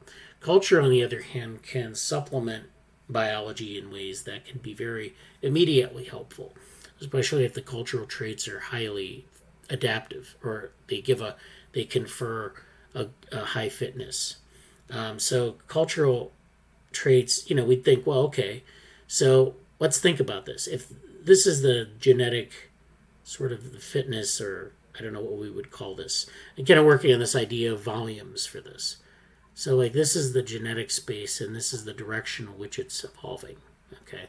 So you have this genetic sort of potential that's evolving outward in this direction. Now we might think, okay, well culture just simply follows that and maybe augments it. So what that would look like is something like this. Where we'd have culture, this would be C, and it would, overlap with G, and it would evolve in the same direction. Okay. So what I'm describing to you in terms of like being co-adaptive or co-evolutionary, culture and genetics would co-evolve. And so culture maybe supplements genetics, so it gives you a little bit more potential in terms of the fitness advantage. So you have, so it evolves in the same direction. And everything is nice because it basically, enables new things. It's great. But like that's not always the case. Sometimes genetics evolves in one direction, and culture might evolve in a very different direction. There might be some overlap here, but the cultural traits might evolve in this direction. And sometimes this is due to, because people move around a lot. People migrate. People might migrate into a new place, and so they don't have, their culture doesn't catch up to that. Where their culture is going in a different direction than the genetics, because the genetics are slower than the cultural evolution. So culture can evolve in new directions, whereas the genetic component is evolving in this direction, and it'll eventually catch up. Then you have cases where there's just a mismatch between culture and genes. And some people have argued that maybe our modern culture is kind of like this, where culture can be quite maladaptive to the genome. And this is in this case. So the potential is going in different directions, and culture and genetics don't overlap at all. So there are these three scenarios that we can sort of provide, these are three scenarios. They're probably more, but it provides a means to like understand this overlap. And what we're trying to do with agents is we're trying to understand this in terms of a computational agent that has like cognition. So the idea is that there would be an agent with cognition. It would have a genome or like a very rudimentary sort of genetic encoding. And then it would have like these cultural traits, which would be part of the behavior, the output behavior. And the idea would be, could we evolve like say something like a neural network that would have a cultural output, and then look at what the genome is doing, which is the innate component, and like design an agent that would be able to have, we could actually study some of these scenarios where you have things that are aligned, things that are not aligned, and things that are maladaptive. And I think that's an interesting, kind of thing to understand because, there's an assumption that sort of culture might be a bit, that it might be just supplementary to genetics, or that might even be just kind of part of the genetics. And that's not really the case. It's actually something we don't really understand very well in terms of its full range of how it varies with respect to genetics. And I think something like that with an agent not only would be helpful in terms of understanding the sort of the behavior and how culture might evolve from like how we can simulate culture from behavior, but also like having that innate component in place and controlling all those variables. Let's see, we have some citations here. So in the chat, Jesse says, has there been ABM models of dual inheritance? Actually, not as much as you would like. I read, in doing some research for this, I ran across a few papers on dual inheritance for agents, I think 2. And like it's not very well understood from an agent perspective. So if we want to kind of maybe model it as an agent-based model, or we can model it as some sort of like, phenomenological model or conceptual model, that would work, I suppose. But yeah, there hasn't been a lot of work on it. There's this computational social science. Yeah, so I think there may be some papers, some conference papers, but I don't think there's a lot. So that's why would be a fruitful area. Erin says, I wonder if dynamical systems would help. Yeah, certainly there will be a dynamical systems component to this because the volumes I was showing you are kind of dynamical constructs. I just can't figure out how to map them directly and what they should look like exactly. But this is all kind of conceptual and kind of synthesized from conversations and things like that. I wonder if the Frontiers in Paper is one you mentioned a while ago. I don't know, but it looks slightly familiar. But I definitely think I need to read that. The papers I posted were kind of interesting. One, they both might offer some things, but we don't have to go into them. I just found them, so I don't know. Okay. Yeah. So the one is let me share my screen here. Decision making and agent based modeling. Yeah, that's the one here. Current review and future prospectus. So this goes through agent based models. Have we talked about that before? I don't think we have. What about? Maybe that paper. Maybe not. I don't think so. But okay, you don't recognize it. Not really. No. I mean, maybe a little bit, but it may not have gone through it very well. I mean, just yeah. But yeah, so we'll want to draw from stuff like this, and then I think this paper I've seen. This is the dual inheritance model with agents. Yeah, this one I saw. This is one of the ones I was looking at for this. But yeah, this is definitely, there's stuff, but there isn't a lot of, and this kind of goes through the dual inheritance model, where you have sort of the genetic component and then the cultural component, and then they kind of sit on top of one another, and they could evolve in different directions or in the same direction, depending on the context. So, yeah. And then Erin said, Dr. Armstrong did this extensively detailed tome on fundamentalism. Reminds me of this. Okay. Okay, so this is the... Did you want to say more about that, Erin? Because I know I like Karen Armstrong's work, but I didn't know... I think I missed if you wanted to say something specific or... Oh, I included the link there. It was just... It reminded me so much of what Bradly was talking about the transmission of culture, but also, it was just so extensively researched. It really popped into my head as like useful for this kind of a study of like a human cultural behavior or value or whatnot. Yeah. Okay. So this is the Karen Armstrong, Battle for God, and this is about fundamentalism and about culture. Yeah. So this is a good thing to talk about. Across like a millennia, she had such detailed accounts of different instances and across all the monotheistic Abrahamic religions, faiths. It was really impressive. It was also very sympathetic and progressive in ways that I don't mean to rag on anyone, but it was so well handled. I just thought I'd mention it. Yeah, well, it's good scholarship. Yeah, and you need to be in when you look at cultural. It's very descriptive in a lot of ways. Like you have to have a good description of what's going on because there's so much variation that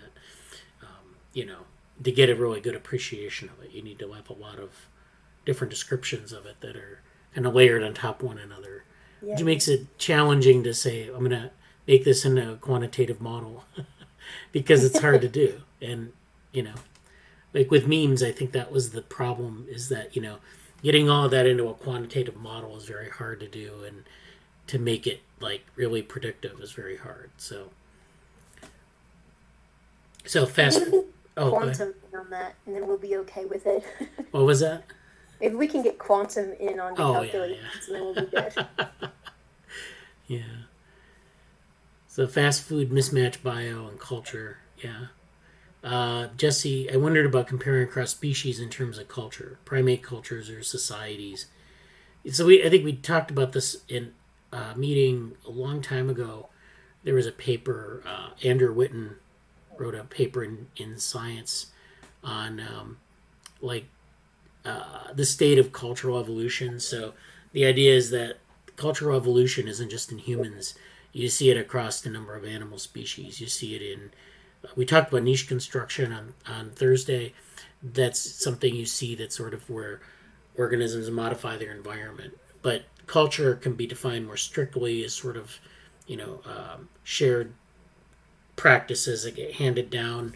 And in that case, you see that in primates, you see that in maybe in some marine mammals, you see that in like crows, you see it in non-human primates. And, tool use or tool building is one standard that people have used. And you see that in a number of species. You see, even in social insects, you see cultural like behaviors.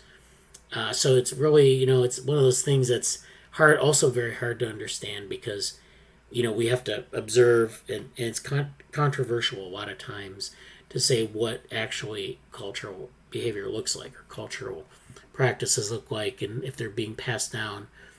But, it's clear that like humans aren't the only species that have culture. So that's the answer to that. And it's that review I think was good because it lays out the state of the art of that area. So yeah, and then Erin says, yeah, we do that with primates and make a lot of mistakes with that, and wolves and such. Yeah, so it's pretty hard to say if it's cultural or not. It's kind of like again, you have this rich description. There's a aspect of knowing what is actually being learned or transmitted, and then saying that this is evidence of culture. It's very hard to do. So, but that's the state of that. So I kind of drifted off of our submissions document when I went into that. But I think that the submissions document overall is pretty much, I think we've covered everything we need to in there. I had a couple more lines that I didn't go over, but those were like, things that are kind of coming up. I did submit something to the INCF Congress, which is our sponsor for GSOC. And this is just something that we presented. Actually, it's the same thing we presented at Maine last December, the Montreal Institute for Neuroscience. So that's going to be recycled for the INCF conference with some differences. That'll be, that'll show our peers at INCF what we're doing, which is good, always good. Coxsite 2022, again, we have that discussion group. This dual inheritance for developmental agents idea, it's somewhere. It's not going to be a cultural evolution society. It might be somewhere else. With the focus on agents, we need to really maybe find something that's more AI related or computationally related. And then the NeuroMatch 5, which is, of course, coming up sometime in the future. So again, if you have ideas, if there are things you want to do, if there are things you want to collaborate on, let us know. It's very open. So yeah, Jesse had a random comment. How does ant colony genetically parse out what kinds of ants are produced, specifically by the time which a queen is born? Are the cues environmental or seasonal? Actually, with social insects, they do a lot of things with hormonal signaling, and a lot of what the hormonal control, a lot of what it constitutes castes in social insects is actually hormonally controlled. So there are hormones that they're exposed to that determine whether they develop certain traits, certain behavioral and phenotypic traits that make them either like a queen or a drone or whatever their role is in the colony. And then, of course, the hormonal control is controlled by genes. So in social insects, you can actually study some of these relationships between genes and sort of hormones and behavior. I don't want to say culture, but definitely like it's a lot easier to do in social insects because the pathways are a lot simpler. Yeah. And I mean, it's just an aside because I don't know how many people are working with social insects. I don't think anyone, but it's a fascinating area though. There's a lot of opportunity to do things in that area.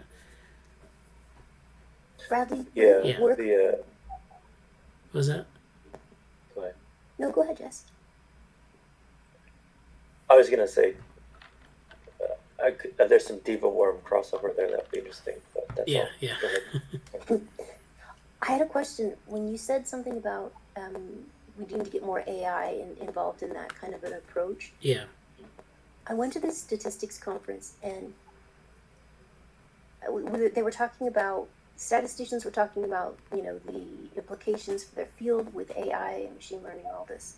And I said, we had a few presentations, and then I kind of asked about the concept of, I was just sort of imagining AI as sort of being shepherds and like teaching each other, instead of just a statistician training the model or whatever. And I didn't really know a lot about it back then.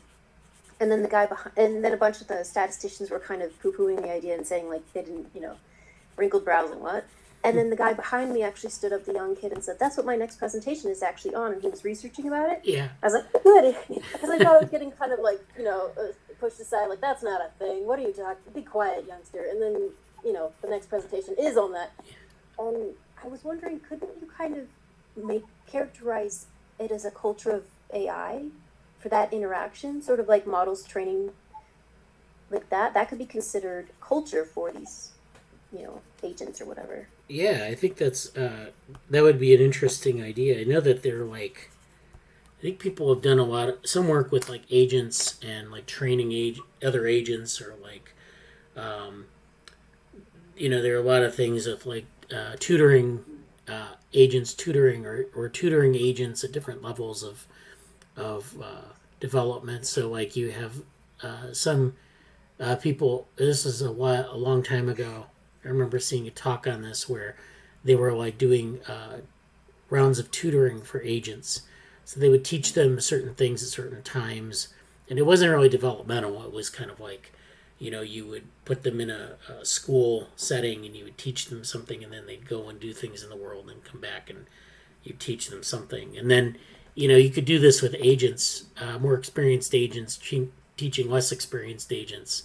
I just think that's something that I don't think there's been a lot of work done on that.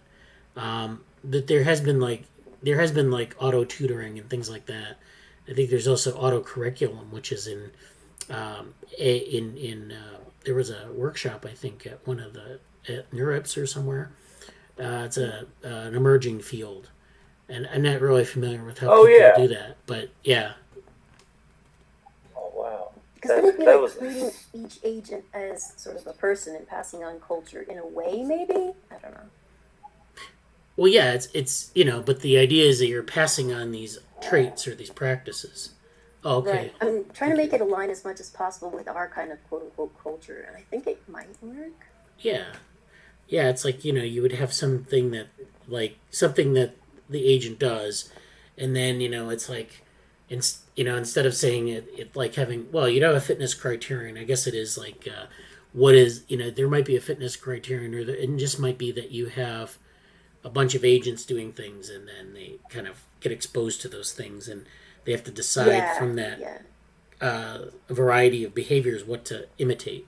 So there's like an imitation factor there, where you're saying, I'm going to imitate my neighbor, or I'm going to imitate like what the mean behavior is in this group, which can be good or bad. It can be both advantageous if the behavior is fit, or it could be bad if everyone decides to do something that's not great, like lemmings running off a cliff.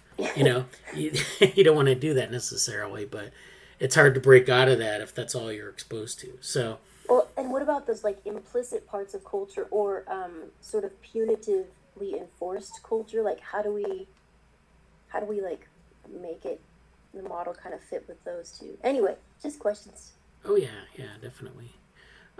So why don't we talk about this more on the Slack? I think that's a good opportunity to kind of get into an area we could work out a submission of some type. Cool. Yeah. So Ankit said 4 days to go for A-Life results. Yeah, so that's happening in 4 days, like this coming week. So Ankit, welcome. I haven't seen you in a while here. Do you have any updates for us? Anything you want to share? It's been a while. I know you don't have to say anything, but we did our updates earlier and stuff like that. Okay. Yeah, we've been talking about some of the things that Ankit's been doing. He's going to be doing somewhere. He's thinking of revising the paper on the switching, and then we have the A-Life submission on switching. We'll see what happens with that. And I just want to say that, like, when we get results, when we get like reviews from these submissions, sometimes they're very helpful, and sometimes they're trying to find a reason to reject your paper. So I mean, take your reviews with a grain of salt. You can find things, oftentimes they're very helpful, but sometimes they're not. So I say this because I've seen like a wide range of reviews, but one thing you do see also is that people get very discouraged by them, and I don't want people to get discouraged by them because it's just like sometimes venues are they have different audiences, they have people just are looking for reasons to reject something, or it's not a good fit for that conference. So these are things that you have to keep in mind. But I think once you get a set of reviews and say you don't get accepted, then the next thing you want to do is make a plan for revising it, and you want to take those things into account, but you also want to be you don't want to be discouraged. So Jesse's going to share something here. There's a very strong meme about reviewer number 2 in the academic social media community, where reviewer number 2 is like when reviewer number 2 accepts your paper, or like reviewer number 2, like typically reviewer number 2 is like the person who's going to give you like the either just like totally tell you everything's wrong, or just the no, like this. I think it's very common at least to have one person to say I don't know about this, and I think it's tough because like I've had limited reviewing experience, but like defeat reviewer number 2.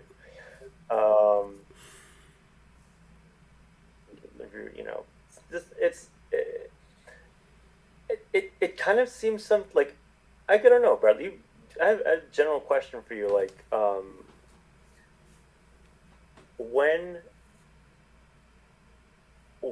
something's being reviewed,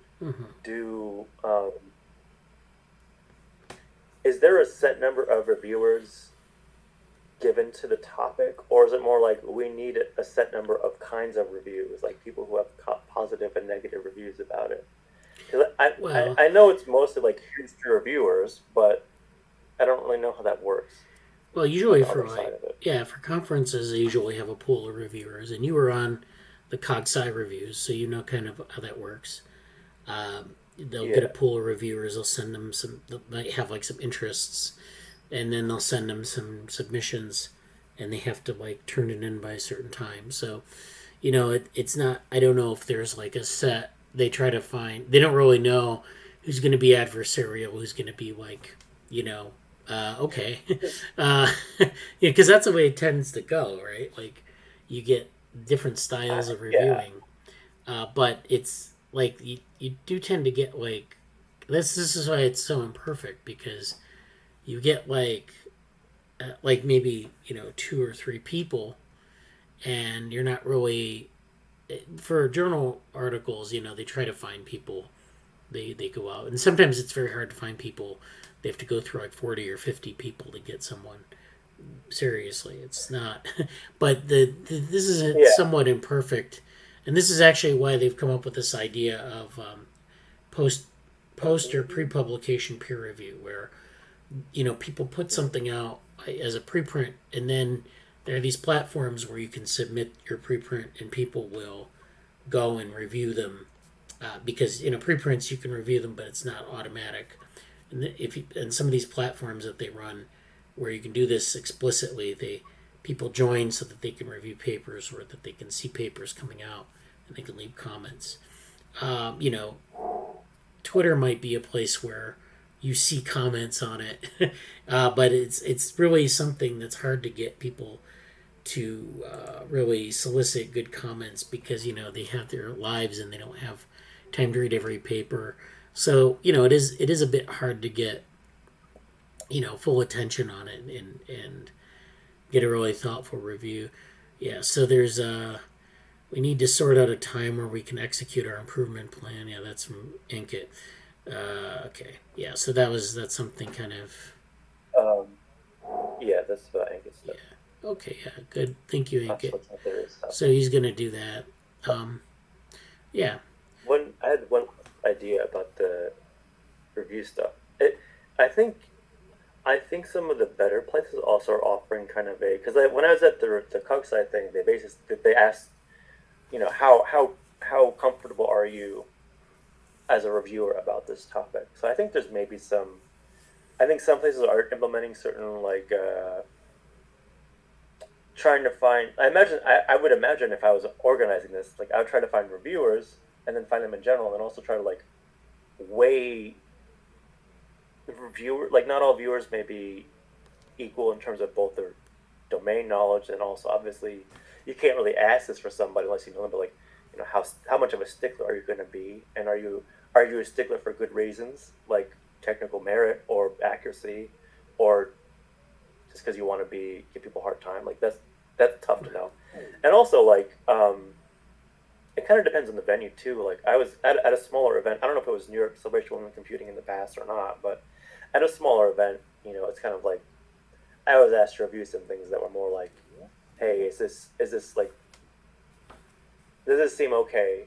Is this something we can present, or is this just a mess? Because depending on the access, the bar of entry, and how focused the conference is, and the theme, there's different degrees of all that stuff, and it's very tough. And I think efforts to make it more open and easier is a good thing. And some people even on Twitter, some people are oh, I've got all this. I do 40 different reviews every year, and it's well, it's a lot, and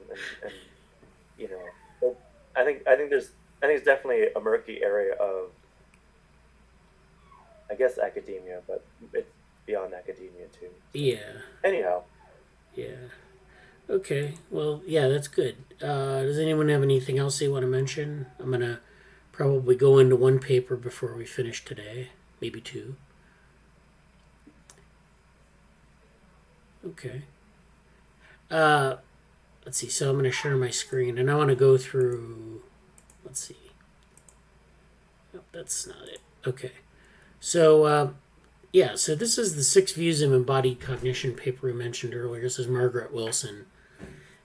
This was published in 2002. So this is a kind of a classic now, and we were talking about this at our Cognition Futures discussion group. So we were talking about sort of different aspects of embodied cognition, and I'd like to point out that I don't want to be too opinionated here, but embodied cognition seems to be kind of a mess of a sort of a field, in the sense that it's hard to get a fix on what how can we make this, other than the obvious, it's in a body.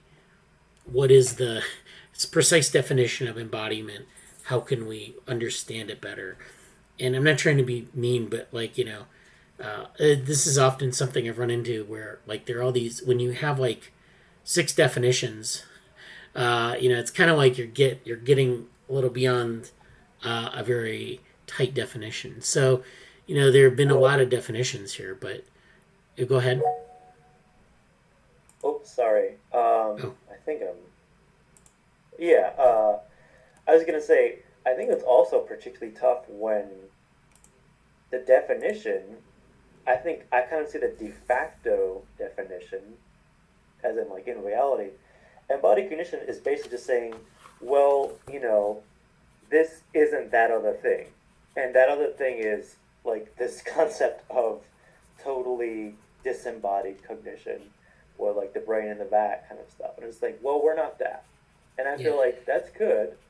But it's tough. It's tough in that sense because, and I think I actually wonder a little bit about this, and I don't want to take the discussion we were about to have in a direction, but to follow up later, maybe in the next Cognition Futures discussion group. But like,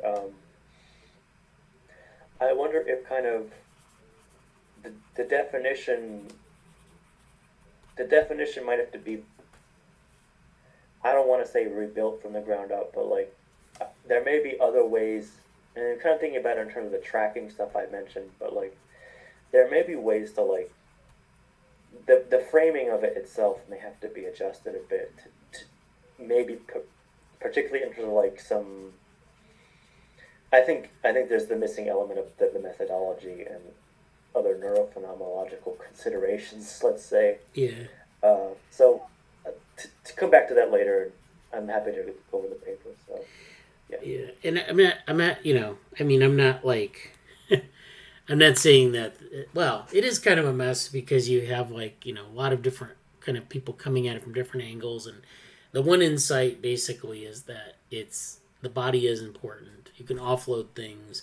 There's action, and then the rest is like, well, they're different affordances and things like this. So there are a lot of things that are kind of out there. They need to be brought together a little bit more. I think there's room for throwing bombs, and then there's room for like kind of putting together some sort of synthesis, right? So like what I think is the step here is that really we need to make this like really salient and say, this is why bodies are important, as opposed to like having a disembodied brain in a jar. It's kind of like I would take like from developmental biology. It's like saying that if we're we're bilaterally symmetrical, right? We have two arms, two legs. That's just kind of like a fact or a point, and you make this point, and it's like, well, why is that useful?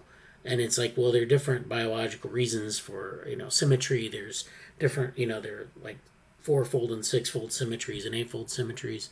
Then you can explain why that is, but just kind of like making the point that like, well, there's this thing that exists. The body, the brain is in a body. Okay, well, brains are not in bodies, so we can't really say much about the comparison. So yeah, but like, why is it important? So it's kind of like, I get your point about like how that relationship holds, and so it's to me it's like, I'd like to see some real good, maybe an understanding of like what the body brings to things, what the body's processing versus the brain. There's some biological, from my point of view, there's some biological integration that needs to happen there. Like, why is it that a body and a brain are separate biologically, maybe phylogenetically, these sorts of things. But this is a paper, it kind of goes through a lot of the aspects of embodied cognition and a lot of the history of the field. So this is actually a very valuable paper to kind of get into some of these issues. And I don't know if we want to like earmark this paper for our next discussion group meeting, but this is definitely something we should be talking about. It will definitely for sure. Yeah. So then there's this niche construction concept, and we talked a little bit about this in the meeting. And this says Marcus Feldman, who was one of the people who developed the dual inheritance models, and Kevin Lalonde, who's sort of the person who developed niche construction theory. And the idea here is that this is sort of one of these ideas about extended evolution. So we can think about niche construction as being important to cognition, but people have also proposed niche construction as an aspect of what they call the extended phenotype or the extended evolutionary synthesis. And so people use this to sort of say, well, there's something going on in evolution beyond like, population genetics or things that we've proposed for evolutionary change in terms of a phylogeny. There's this niche construction which is going on where organisms are making their own niche and then they're living in it and it's affecting their fitness. So there's this aspect of the extended phenotype. So you're putting behavior into the world, you're modifying the world, and then you're living in it, and it's changing your fitness. And so this is really interesting. So there's this link between cognition and evolution and ecology that's really interesting here. Again, I don't, actually, I don't know about this, but there hasn't been a lot of exploration in the direction of like neurophenomenology or maybe like some of the more traditional cognitive science themes in embodied cognition. So this is a kind of an interesting area. I know that there's been some discussion of it with respect to like the free energy principle. So there's some work on niche construction in that area, which is this is distinct from like embodied cognition, but definitely there's some connections here. This paper is just a review of the concept, so I can put this in the Slack and people can read about this concept and sort of its origins. Oldling Smee was actually one of the first people to do this work, but I think Kevin Lalonde was on that paper too. So that this is all kind of from this background. So it's not a very old concept. It kind of goes back to some of the work that Conrad Waddington did with development. So this was Richard Lewontin, who was doing things in the 80s and kind of like talking about how organisms aren't just passively in their environment, but they're actively constructing things in their environment. So this is very much like a constructivist friendly point of view. So there are a lot of connections with cognition. And then there's this a little bit more dense paper on environmental inheritance. So this talks about, heritability. I talked about biological inheritance a little bit previously, but they kind of introduced this idea of environmental or ecological inheritance, which is a little bit different from cultural inheritance, but it has connections to that. So there's this. They kind of go. This is sort of like almost like a position paper, in the sense that we want to extend the scope of biological inheritance out into the environment. It's not cultural evolution and cultural inheritance, but it's a different level of inheritance, and so they kind of go through this. And if we're interested in working on these problems, we're gonna have to deal with issues like this. So that's good. I do have one more paper, which I'll get into in a minute, but I did want to bring this up. Jesse brought this up. We have a talk on agent-based modeling that I gave like in 2020. And a lot of people are going to be interested in agent-based modeling for a number of reasons. We talk about it a lot. Jesse wanted to know if I could create like maybe a short presentation or tutorial on how to create agent-based models. So we do a lot of stuff with NetLogo, which is really the most, the easiest model to run these things on, that allows you to modify things. And there are other platforms, but they're not as flexible and don't have as many models built in. I'll be doing that in the next couple weeks, but I want to be able to, prepare for it a little bit more. But basically, the idea is you're trying to encode a problem. So you take a problem in the world and you say, there's an agent-based model, which is basically where you have a bunch of agents and they're behaving in a world. The world is discrete, like we've talked about discreteness. And maybe there's some, aspect to of reward, or there is some aspect to rules that the agents have to follow in that world. And so the idea is you want to create a population of agents, and they do something, and you want to encode your world so that there are rules that they follow, and it's within the boundaries of that discrete array. It could be like an array that's continuous, like it's a torus that just doesn't end, or it could have boundaries. The point being is that you want to take your problem and you want to map it to that domain.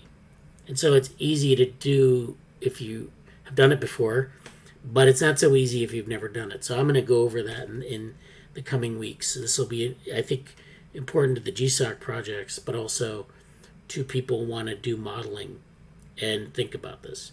So let's see. We have Jesse said in the chat, I'm very okay with saying embodiment is a mess, and even CogSci in general.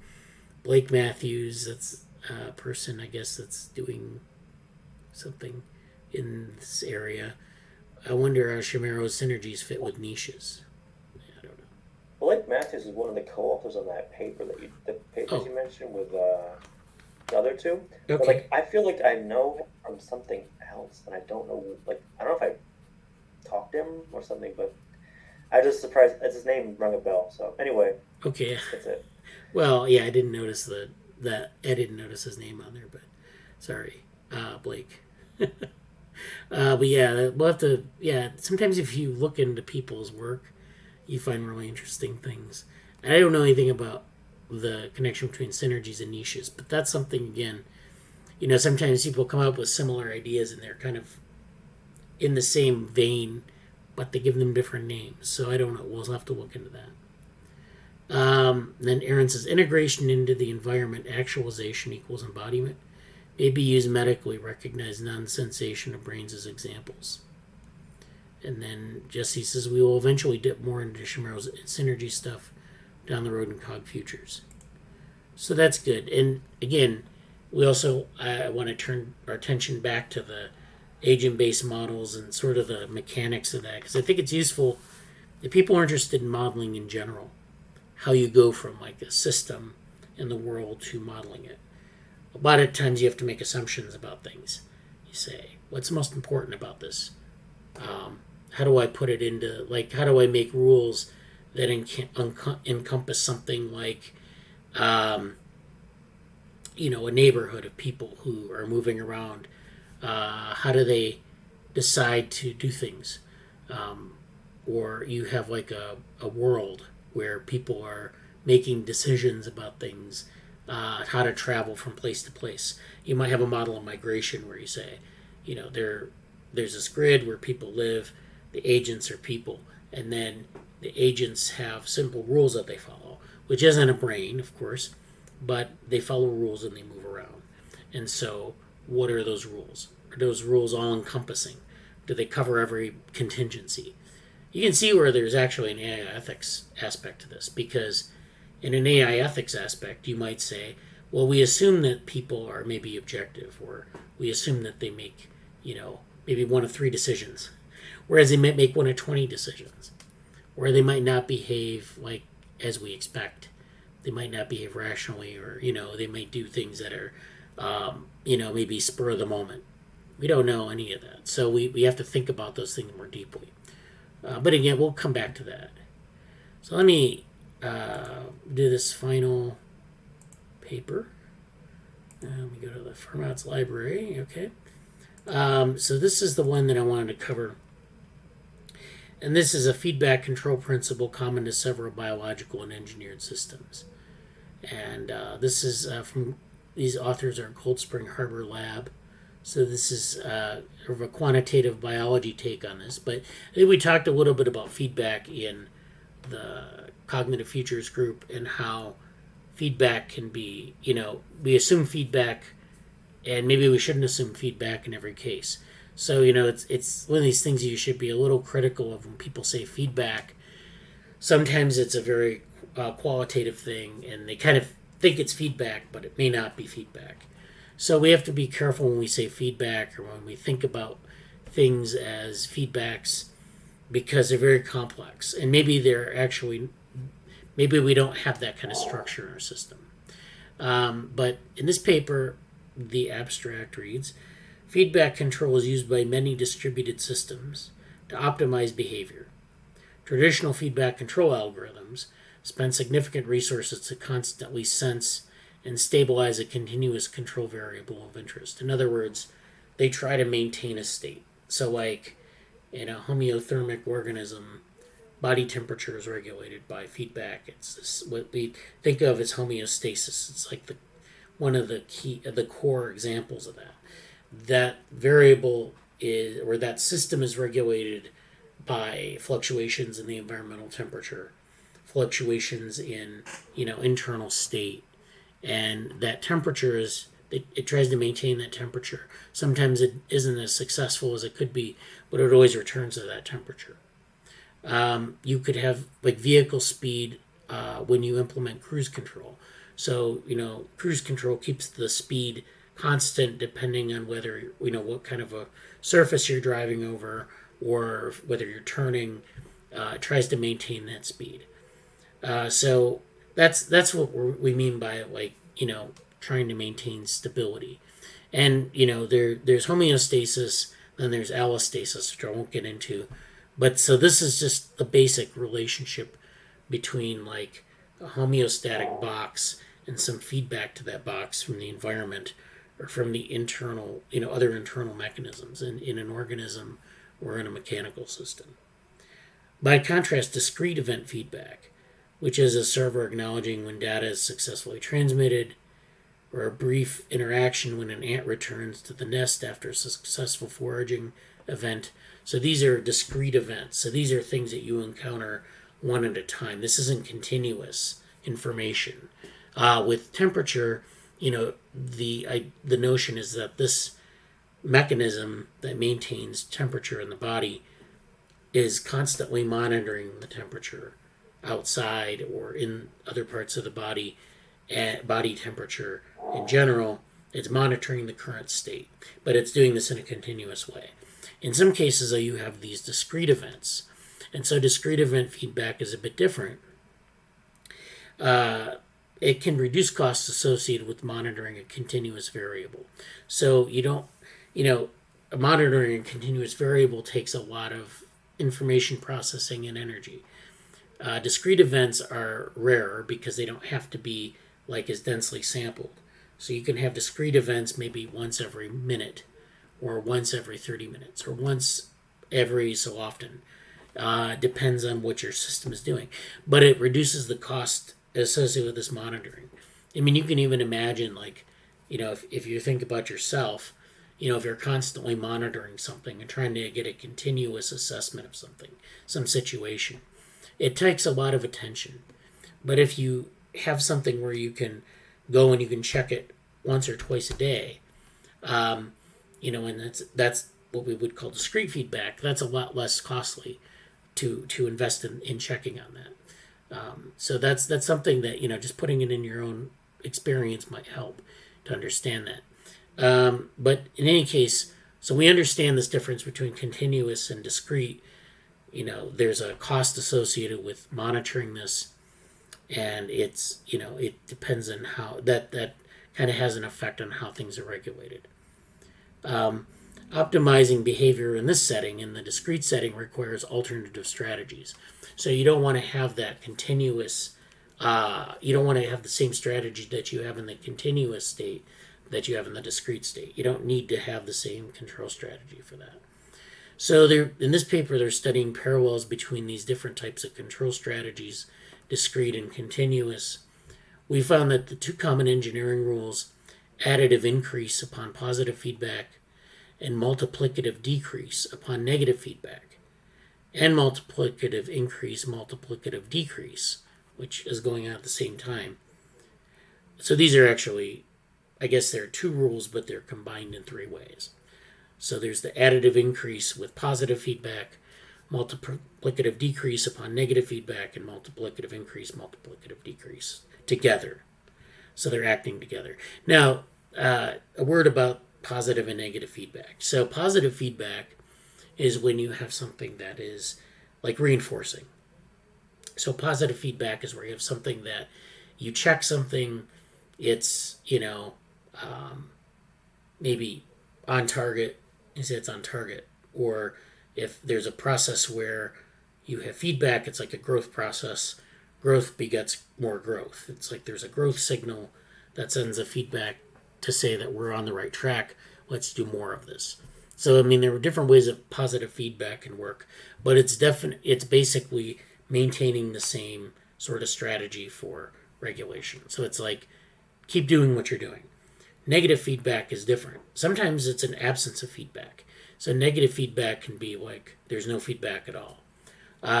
Other times there's actually a negative feedback where there's a mismatch between what you're actually monitoring and what you're so like in body temperature, the body temperature model is to maintain at this specific, temperature in Celsius. That's the set point. When you observe something else, the temperature might be higher. So the negative feedback there would be a mismatch between those two.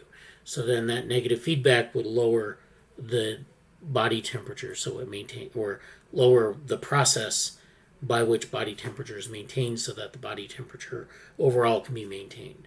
It's basically the difference between reinforcing and sort of a mismatch or a non-reinforcing mechanism.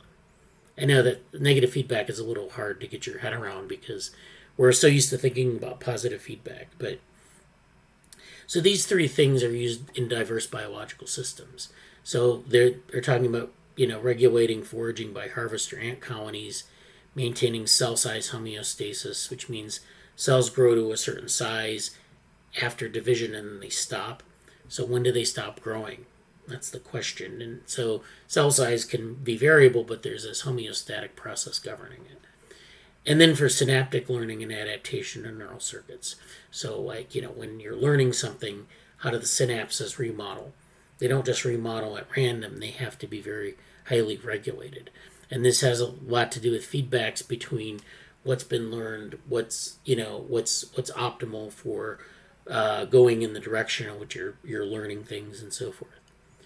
These rules support several goals of these systems, including optimizing efficiency, using all available resources, splitting resources fairly among cooperating agents, or conversely acquiring resources quickly among competing agents, and minimizing the latency of responses, especially when conditions change. We hypothesize that these theoretical frameworks from distributed computing may offer new ways to analyze adaptation behavior in biological systems, and in return, biological strategies that may inspire new algorithms for discrete feedback control. So they're looking at discrete feedback control. So I'm going to finish up here. I'm going to look for some figures. So these are the rules that they're talking about here.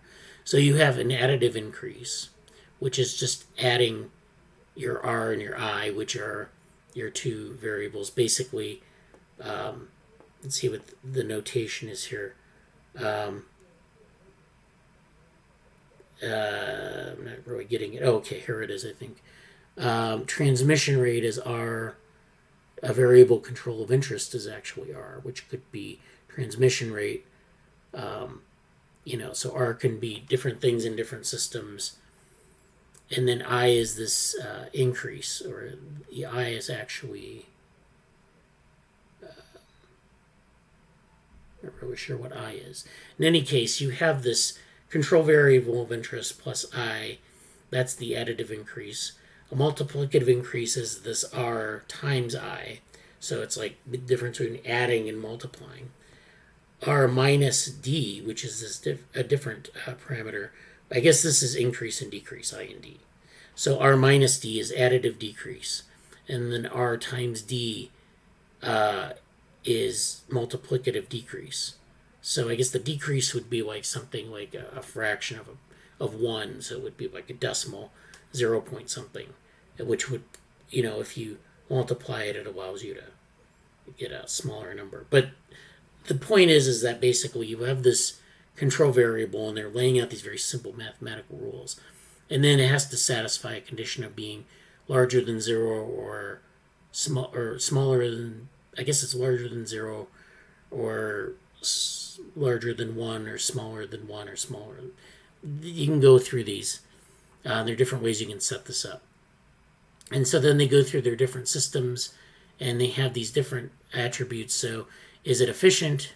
They use a certain algorithm. They're actually using multiple input, multiple output algorithms and variations of it. And then they ask, is this efficient? Is this fair?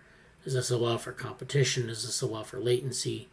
Does this allow for a timeout and a slow start? And so they are able to use like an off-the-shelf algorithm to manage these rules. And then they have these different systems that they model. And then they can give you, they evaluate the algorithm and by extension, the feedback rule. So this is a nice paper to go over some of these things so we can understand them a bit better. I know we've talked a lot about cybernetics and we've talked a lot about agent-based models, and I think this brings together some of these issues. Okay, so Samantha had to leave. Thank you for attending. Jesse asks, which one is regulatory in the de-escalation sense? Parasympathetic nervous system. I'm not sure. You mean sympathetic versus parasympathetic, or? Yeah, I'll look into it later. Okay. It's for another discussion. I don't remember the details I had with Okay. about some stuff. But anyway, that was a cool meeting today. Yeah. So, thanks, Samantha, again for attending. So, if that's all, we can wrap it up for this week. Yeah, definitely put any. We had a lot of different comments, and a lot of different things. Please put stuff in the Slack that we can go from there. Yeah. All right, everyone, have a good week. See you on Slack. Take care. Okay.